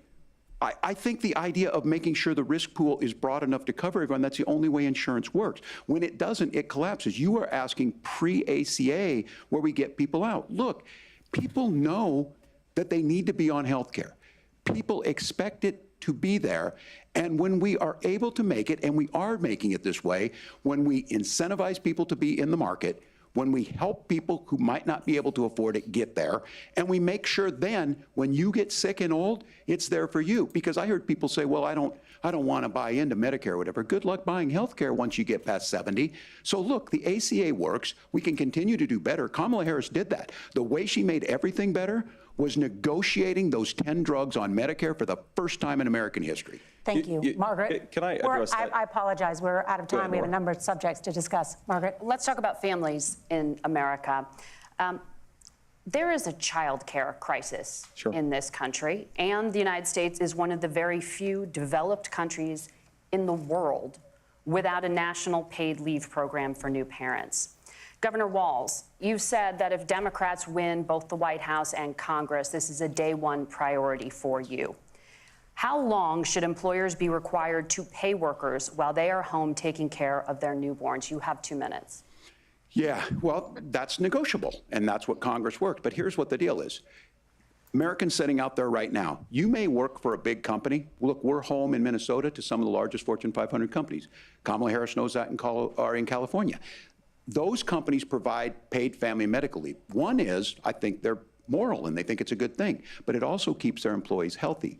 We in Minnesota passed a paid family medical leave. You have a child, and I had to go back to work 5 days after my kids were born. This allows you to stay home a certain amount of time. What we know is that gets the child off to a better start, the family works better, we stay in their employers, we get more consistency in that. So Kamala Harris has made it a priority. We implemented it in Minnesota and we see growth. That's how you become a pro-business state. But the negotiations on it, and here's the issue, those big companies are able to offer it. Those of you out there who don't have it, just imagine what happens if you get cancer or your child gets sick. We know what happens. You end up staying home. In some places, that means no paycheck because you've got no protection on that. This is the case of an economy that Donald Trump has set for the wealthiest amongst us. He's willing to give those tax breaks to the wealthiest. He's willing to say, bust those unions up, do whatever. What we're saying is the economy works best when it works for all of us. And so a paid family medical leave program, and I will tell you, go to the families or go to the businesses and ask them. As far as childcare on this, you have to take it at both the supply and the demand side. You can't expect the most important people in our lives to take either our children or our parents to get paid the least amount of money. And we have to make it easier for folks to be able to get into that business and then to make sure that folks are able to pay for that. We were able to do it in Minnesota, and I'm still telling you this. We were listed as the best state. We're still in crisis on this. A federal program of paid family and medical leave and help with this will enhance our workforce, enhance our families, and make it easier to have the children that you want. Governor, your time is up. Senator, do you support a national paid leave program? And if so, for how long should employers be mandated to pay their employees while they are home taking care of their newborn? You have 2 minutes. Yeah, well, first of all, Margaret, a number of my Republican colleagues and some Democrats, too, have worked on this issue. And I think there is a bipartisan solution here because a lot of us care about this issue. I mean, look, I speak from this very personally because I'm married to a beautiful woman who is an incredible mother to our 3 beautiful kids, but is also a very, very brilliant corporate litigator. And I'm so proud of her. But being a working mom, even for somebody with all of the advantages of my wife, is extraordinarily difficult. And it's not just difficult from a policy perspective. She actually had access to paid family leave because she worked for a bigger company. But the cultural pressure on young families and especially young women, I think makes it really hard for people to choose the family model they want. A lot of young women would like to go back to work immediately. Some would like to spend a little time home with the kids. Some would like to spend longer at home with the kids. We should have a family care model that makes choice possible. And I think this is a very important substantive difference between Donald Trump and Kamala Harris's approach. I mean, look, if you look at the federal programs that we have that support paid family leave right now, the Community Development Block Grant, and there's another block grant program that spends a lot of money from the federal government. These programs only go to one kind of child care model. Let's say you'd like your church, maybe you live in a rural area or an urban area, and you'd like to get together with families in your neighborhood to provide child care in the way that makes the most sense. You don't get access to any of these federal monies. We want to promote choice in how we deliver family care and how we promote child care, because look, it is unacceptable. And of course, Tim and I have been on the campaign trail a lot the past 7 or 8 weeks, and one of the biggest complaints I hear from young families is people who feel like they don't have options, like they're choosing between going to work or taking care for their kids. That is an incredible burden to put on American families. We're the only country that does it. I think we could do a heck of a lot better. Senator, thank you. You have also said, Senator Vance, many things about the American family. The Federal Reserve says parents will spend nearly as much on child care as they do on housing each month. So I want to get your thoughts on this. President Trump recently said, as much as child care is talked about as being expensive, it's relatively speaking not very expensive compared to the kinds of numbers we'll be taking in. Is President Trump committed to the $5,000 per child tax credit that you have described? You have 1 minute. Well, what President Trump said, Margaret, I just want to defend my running mate here a little bit, is that we're going to be taking in a lot of money by penalizing companies for shipping jobs overseas and penalizing countries who employ slave laborers and then ship their products back into our country and undercut the wages of American workers. It's the heart of the Donald Trump economic plan. Cut taxes for American workers and American families. Cut taxes for businesses that are hiring and building companies in the United States of America, but penalize companies and countries that are shipping jobs overseas. That's the heart of the economic proposal. And I think what President Trump is saying is that when we bring in this additional revenue with higher economic growth, we're going to be able to provide paid family leave, child care options that are viable and workable for a lot of American families. Can you clarify how that will solve the child care shortage? Well, because as Tim said, a lot of the child care shortage is we just don't have enough resources going into the multiple people who could be providing family care options. And we're going to have to, unfortunately, look, we're going to have to spend more money. We're going to have to induce more people to want to provide child care options for American families, because the reason it's so expensive right now is because you've got way too few people providing this very essential service. Thank you, Senator. Governor Walz, your ticket also has some child care tax credit proposals. Do you think Congress will agree to the $6,000 credit for newborns and $3,000 credit for children over the age of 6, as your campaign has promised? Is that realistic?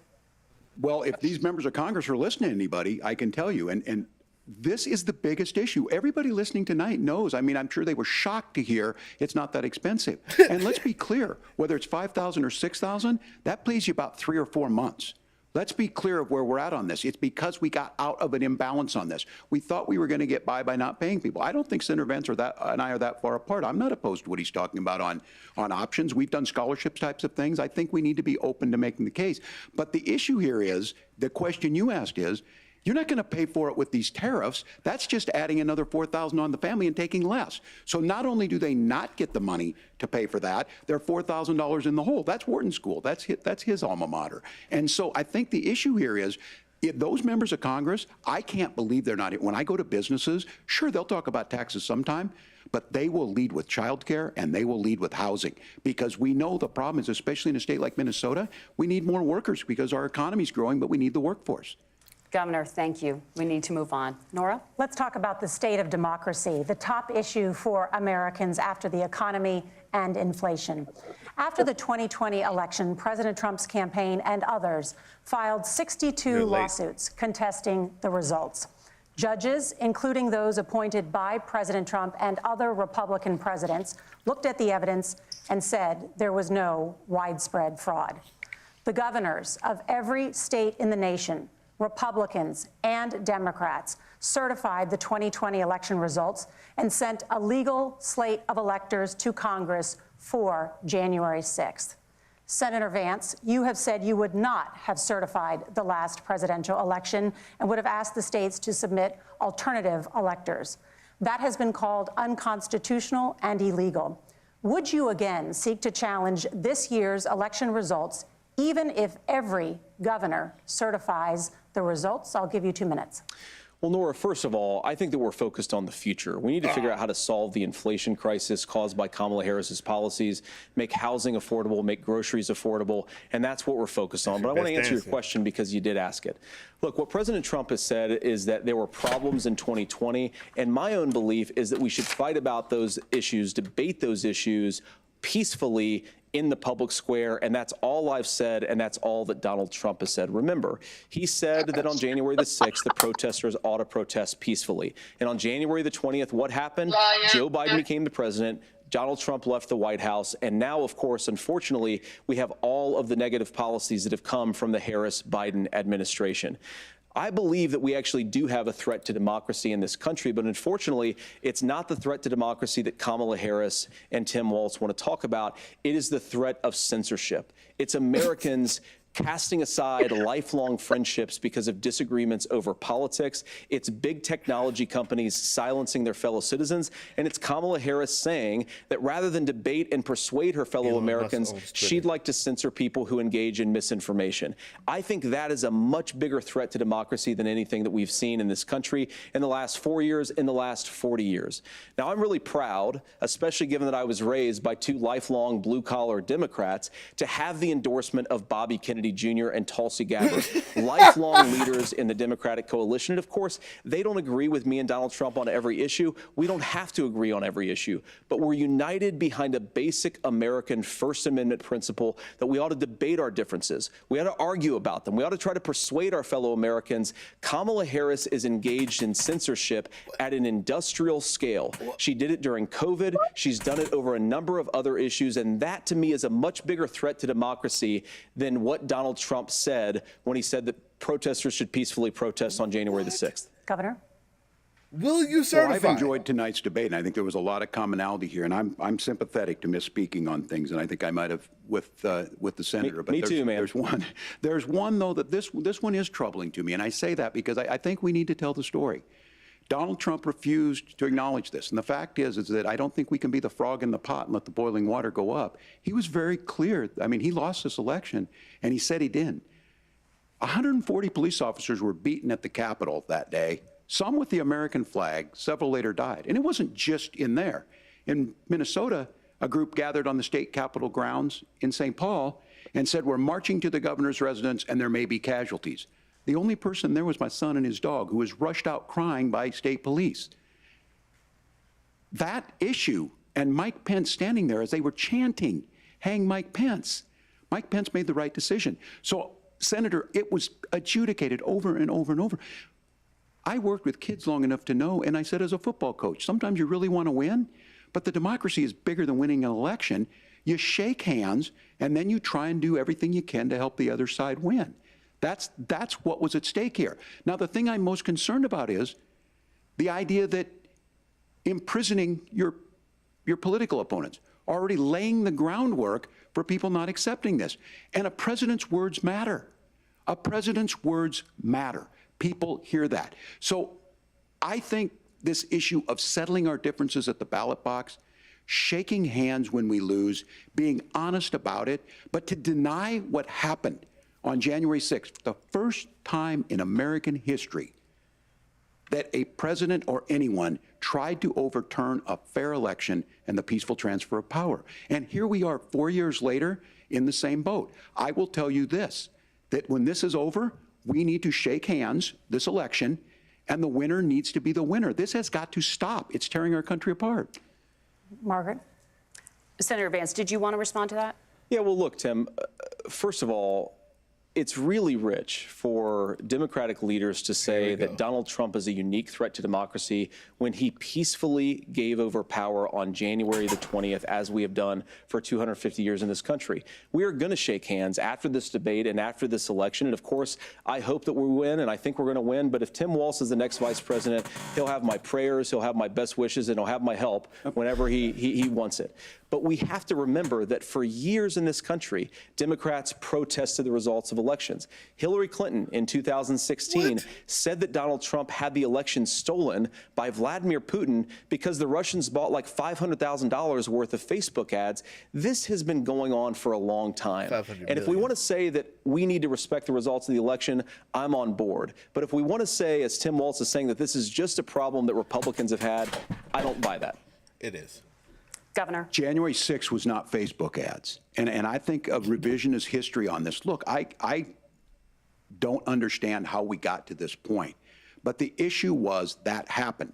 Donald Trump can do it. And all of us say there's no place for this. It has massive repercussions. Talk about electors. This idea that there's censorship to stop people from doing, threatening to kill someone, threatening to do something, that's not censorship. Censorship is book banning. We've seen that. We've seen that brought up. I just think for everyone tonight, and I'm going to thank Senator Vance. I think this is the conversation they want to hear. And I think there's a lot of agreement, but this is one that we are miles apart on. This was a threat to our democracy in a way that we had not seen.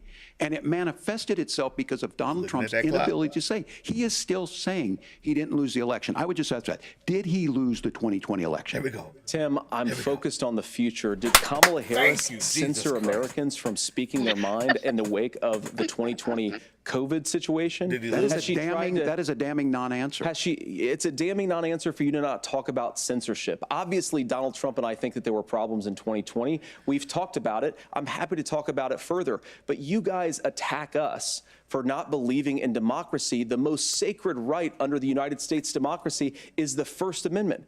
You yourself have said there's no First Amendment right to misinformation. Kamala Harris wants to use the power of government and big tech to silence people from speaking their minds. That is a threat to democracy that will long outlive this present political moment. I would like Democrats and Republicans to both reject censorship. Let's persuade one another. Let's argue about ideas, and then let's come together afterwards. And never get fact-checked in a crowded theater. That's the test. That's the Supreme Court test. Tim, fire in a crowded theater. You guys wanted to kick people off of Facebook for saying that toddlers shouldn't wear masks. Senator, the governor does have the floor. Fire in a crowded theater. That is criticizing the policies of the government, which is the right of every American. Senator, the governor does have the floor for 1 minute to respond to you. Yeah. Well, I don't run Facebook. What I do know is I see a candidate out there who refused, and now again, and this I'm pretty shocked by this. He lost the election. This is not a debate. It's not anything anywhere other than in Donald Trump's world. Because look, when Mike Pence made that decision to certify that election, that's why Mike Pence isn't on this stage. What I'm concerned about is, where is the firewall with Donald Trump? Where is the firewall if he knows he could do anything, including taking an election, and his vice president's not going to stand to it? That's what we're asking you, America. Will you stand up? Will you keep your oath of office, even if the president doesn't? And I think Kamala Harris would agree. She wouldn't have picked me if she didn't think I would do that, because of course that's what we would do. So, America, I think you've got a really clear choice on this election of who's going to honor that democracy and who's going to honor Donald Trump. Governor, your time is up. Thank you, gentlemen. We will be right back with both of our candidates. The CBS News vice presidential debate. This is a tough one. All right. Well, after that, it was no longer tough, because the only issue that matters is, are you for democracy or are you for authoritarianism? I think Tim Walz could have went harder with him. I think this whole idea of trying to be soft and kind and prove that you're decent, Sonia said, What's going on with this bro love between them? Right, exactly. I think that it has severely backfired. Whoever told him that this was the approach to take was wrong. And I also think that maybe that's the approach they thought, because they thought that Vance would be ravenous and ridiculous like he's been for 6 months. What they didn't expect was freaking Barack Obama, but on the right. This guy says, I love everything you're doing. I want women to have more choices all of a sudden. I want more housing. You know what? I want the pre-existing conditions, and I also want blah, blah, blah. I love the ACA, the American Care Act, Affordable Care Act. What's going on? I think that they were expecting something different, and he was ill-advised. All right, quick fact checks. Illegal guns are from states. Again, the illegal gun problem are because states that don't allow guns and don't have unbelievably free gun access have people in them who get their guns from the neighboring states who do, like Georgia or Texas, or any red state where you can just not have a license and have a gun anyway, where you don't have a red flag law, where there's no background checks to speak of, where you can carry around an AR-15 because it looks cool. Crates of guns come from southern states and from other red states and find their way into Chicago, into California, into places where they're illegal. That's it. And to Not Canada. from over the border. Not from over the border. That's a lie, Mr. Vance. Okay, next. The high prices of houses are driven by corporate ownership, not by illegal aliens. Corporate ownership has driven up the prices of houses by over 300% since the day that, I think it was Barack Obama, since Barack Obama's term. 300%. So think about that. A $64,000 house, right, bought by someone else is now like $200,000. $300,000. So, no. Corporate ownership of homes, corporate ownership of entire neighborhoods, renting those houses, Airbnb, or selling them at enormous prices, if they can't rent them out, is the main reason why housing prices have gone up by an amazing amount. And I think the 300% was the percentage that they rise, not 300% more than it was before, if that makes sense, right? So say housing prices usually rise at about 2% every year and a half. It's 300% more than that is the way in which they rise, if that makes sense.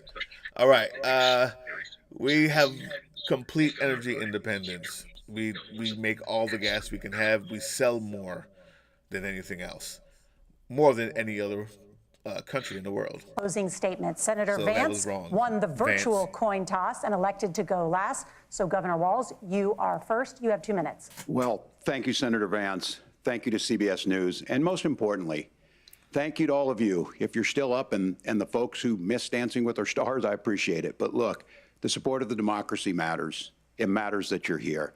And I'm as surprised as anybody of this coalition that Kamala Harris has built, from Bernie Sanders to Dick Cheney to Taylor Swift, and a whole bunch of folks in between there. And they don't all agree on everything, but they are truly optimistic people. They believe in a positive future of this country, and one where our politics can be better than it is.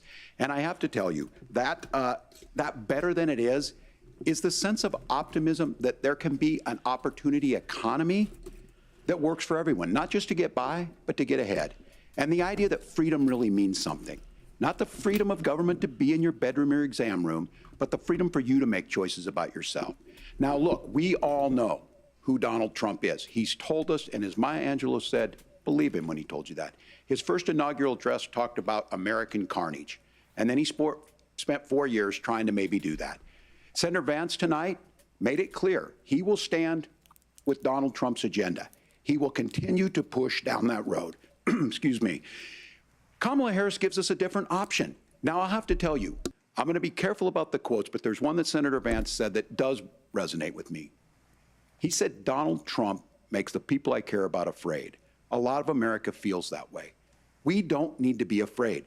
Franklin Roosevelt was right. All we have to fear is fear itself. Kamala Harris is bringing us a new way forward. She's bringing us a politics of joy. She's bringing real solutions for the middle class, and she's centering you at the heart of that.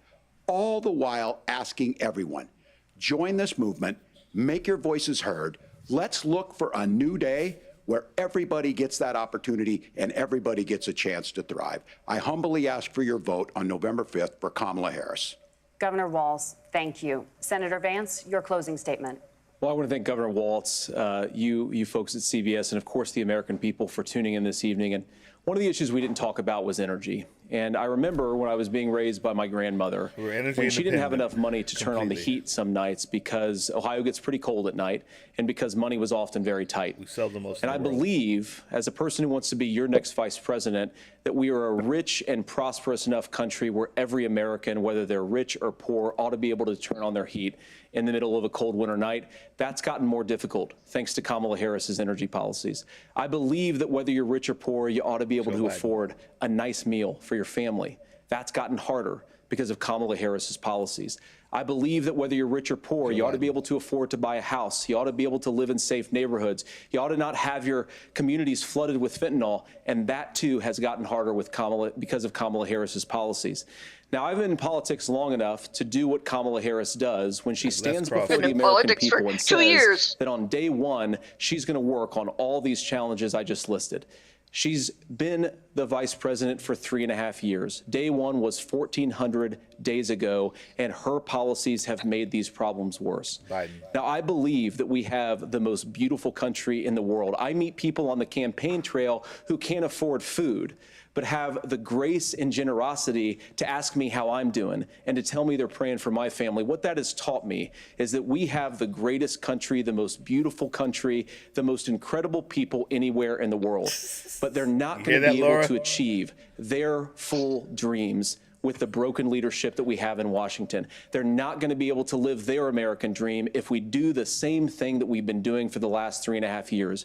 We need change. We need a new direction. We need a president who has already done this once before and did it well. Please vote for Donald Trump. And whether you vote for me or vote for Tim Walz, I just want to say I'm so proud to be doing this, and I'm rooting for you. God bless you, and good night. Senator Vance, oh, thank you. Get lost. How? And thank you both for participating. Yeah, how? Yeah, how? Now, listen up, people. Listen up. What you just saw there was a master class in absolute bullshittery. You saw what a snake looks like. This guy, number one, the debate is a tie only because J.D. Vance said nothing that he believes. The debate was a tie because J.D. Vance agreed with every good Democratic policy that Tim Walz brought up, except for abortion. But he never said what he wanted for abortion. He just said choice. I wonder if you realize. Leave it to the states. It's a big country. Understand what choice is the actual word used in pro-choice. The guy went up there. He said that I agree with every good thing the Democrats want. And so it ended up looking like a great debate. It ended up looking like they were tied. And then your boy Tim Walz has absolutely no prep He did not fight.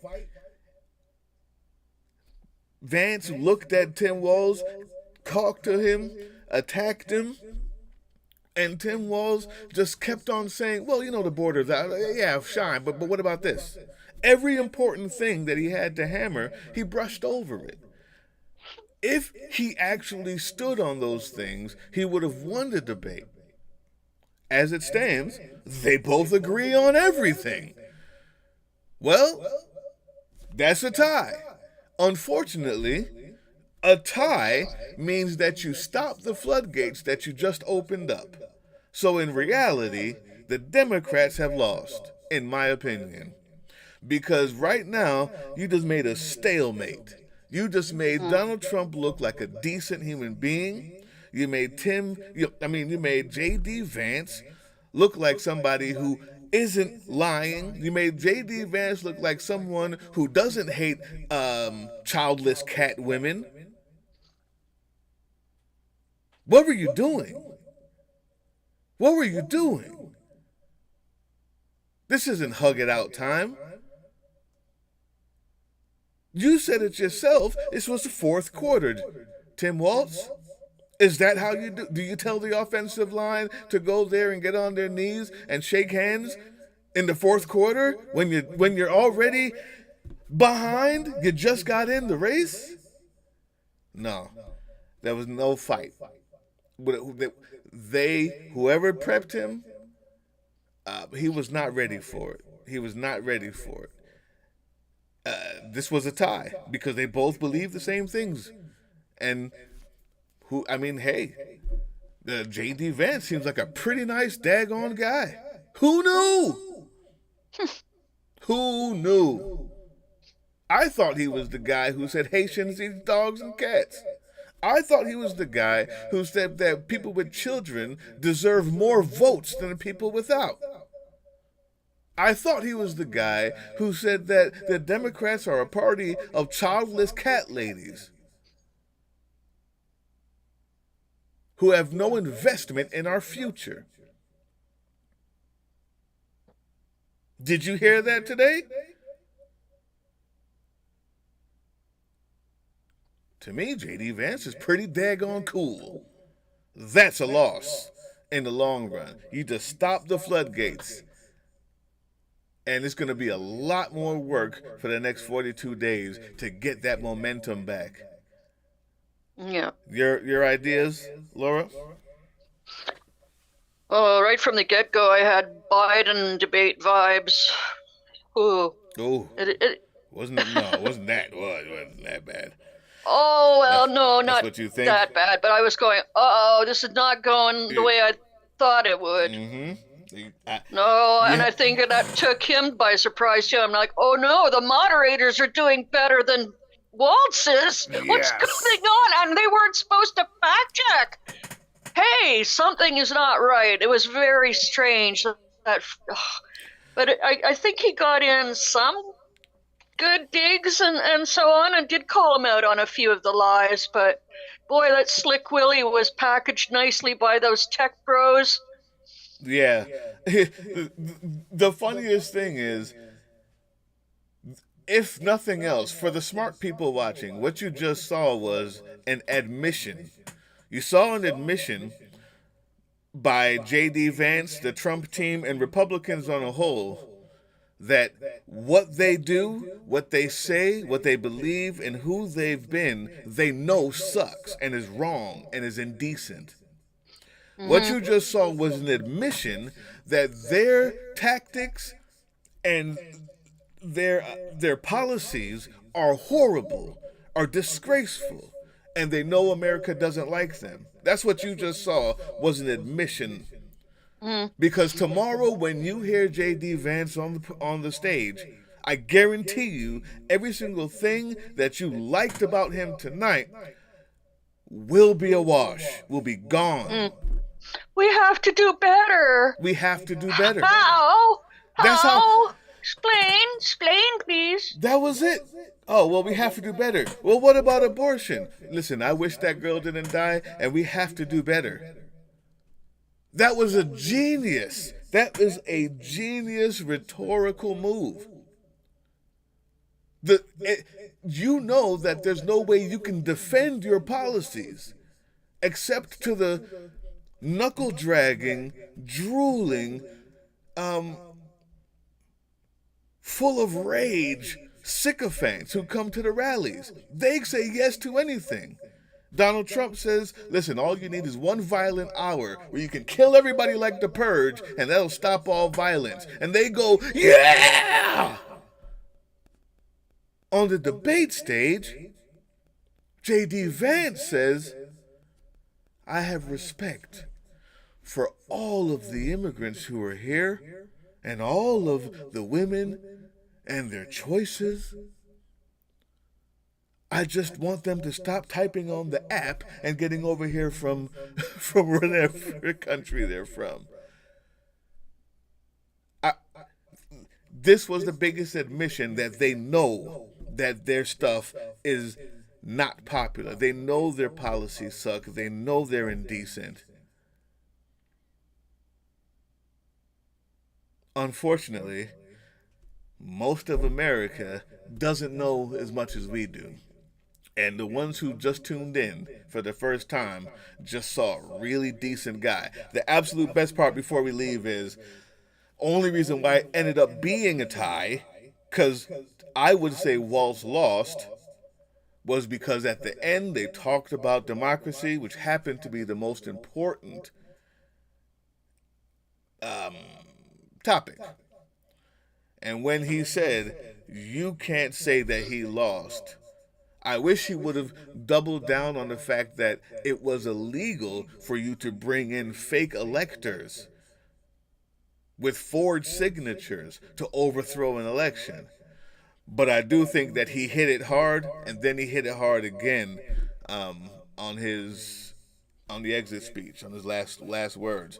That's the only thing that made it a tie, because that was the only thing that J.D. Vance could not respond to, and wisely did not respond to. That's it. Well, I was thinking too, it's the only debate out of the, 3 so far now where both of them were able to speak in full comprehensible sentences. Very true. That's why you're here. So it was different. It was very different. I think we've gotten used to the clown show. Mm-hmm. This was boring. This was boring. But I forgot. Almost They're intellectual. always boring. they used to be boring. They used to be boring. We want to be bored. More bored. More boring, please. So I think that we got you. That fight that we saw between Kamala and Trump was exactly what was needed, because she came to back a clown, an evil clown down. These two people came to do regular political debate where everybody's as slimy and as smarmy as possible. I think that Tim Walz didn't get low enough in the dirt. Yeah. He didn't bring up what was necessary. He made this guy look like a decent person. And I'm not sure what the strategy was. I kind of feel like they were expecting a different Vance. But Tim Walz doesn't have enough prep for that to change on the fly. He did what he was told. And it ended up being a tie, which in the long run is not a good thing for Democrats, because that means that the surge, the amount of energy you're going to have to put in and money to put in to get that surge back is immeasurable. It's not like we've lost anyone. No, you didn't lose anyone. You didn't lose anyone. But the unfortunate part is no one was convinced either way. No one ever gets convinced either way. Mm-hmm. But what you do get is the momentum. What Kamala was able to do was keep the momentum and surge it forward. Mm-hmm. What this did was stop it in its tracks. And the people who are undecided really will say, yeah. I thought it's not that bad. They've been telling me forever that this guy was crazy. I don't believe that. And that's a horrible thing. What are they saying in the chat lines before we leave, Laura? Well, let's see. Madam Z has popped in. Hey, Tawanda! Hey, sis, you found me. Yep, this is my new gig. Okay, Sonia says, I agree it was a tie, but I don't agree that Walz wasn't prepped. What else have we got here? I don't think he wasn't prepped. I think that he was prepped for something different. I think he was prepped to look decent. I mean, to a crazy he person. knows his issues in and out. It was just like, how do I respond, or where do I go with this now with this guy? Right. You know? He wasn't prepped to deal with somebody who agreed with all of the Democrats' best policies and who apologized for abortion. You see what I'm saying? Like, he wasn't. No one would have prepped you for that. You got to go on the fly. But these people, I just today, Steve Schmidt, he's the same person who prepped Dick Cheney for his vice presidential debate. And Steve Schmidt, as well as many other people who do this for a living, said that these guys, like Cheney, like Pence, Mike Pence, like Obama, live debate prep every day. But when there's not an election coming and when there's an election coming, the prep was consistent for years, not months. They're prepping on every possible maneuver. They're constantly prepping because they know that the next debate is coming. I think that when you get chosen to be vice president, 6 weeks. How long are we looking? Yeah, 2 months ago. I was going to say, it's been such a short time span that a we snake forget. Like J.D. Vance has been prepping for this moment for 2 years. And it's obvious that he was. How to switch, how to become something different, how to be completely other than. How to beat this type of argument. And it wasn't that he beat any argument. It was that he just was able to completely evade accountability for his past. And I think that they were expecting him to come out there and be the childless cat lady. Smart, intelligent, of course, not wild. And Walz was supposed to look like the sane, decent, friendly dad. He didn't realize that J.D. Vance was coming out to look like the friendly, decent, sane dad as well. You see With what the I'm saying? 3 beautiful kids. With 3 beautiful kids and a wife he can't yeah. defend. And his, well, every time he said Margaret's name, I wanted to punch him. But, that was the most condescending thing he was doing, and he kept doing it, and he knew he was being condescending, and she knew he knew. Yeah. But otherwise, to other people, that would come across as being nice by saying her name or something. I don't know. Yeah. Kudos to CBS. Was it CBS or ABC? No, I thought it was ABC, but it's CBS. CBS and NPR. We're looking at it right here. So, kudos to CBS, and really kudos to these two newscasters. They obviously made a pact. They said, we're not going to do that. They saw the backlash. They said we're both going to do exactly what we need to do, and if they fire us, they can't fire both of us, right? That was a decision they made, guaranteed, because we saw what happened on CNN, what it really means to not fact check somebody. They made a decision that no, we're going to lightly and as best we can fact check important things, and they did so. They defied their company tonight. I want you guys to know that. I believe that. I believe that when I heard Olbermann say the same thing, that if they're smart, this is what they'll do, and he predicted it, and he's been in the news media for 25 years, so I feel like I'm confident, and I've done a little bit of research to know that they not only did a good job, they defied their company tonight, and their company won't do a thing about it. And if they do, it's going to be a scandal. Good job. I say the winner tonight was the moderators. The moderators won tonight, and CBS won tonight. CBS won tonight when they were poised to fail. Mm-hmm. Thanks to the quick thinking of these two moderators, CBS won tonight.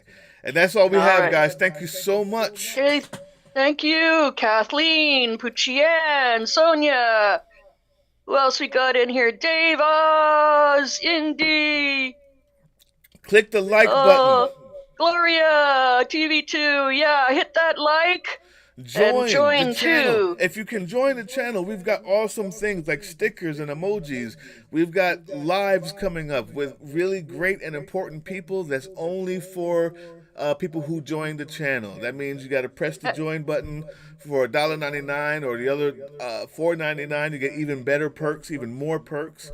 But we really need the help because these people are out here. There's very few fact checkers on the other parts.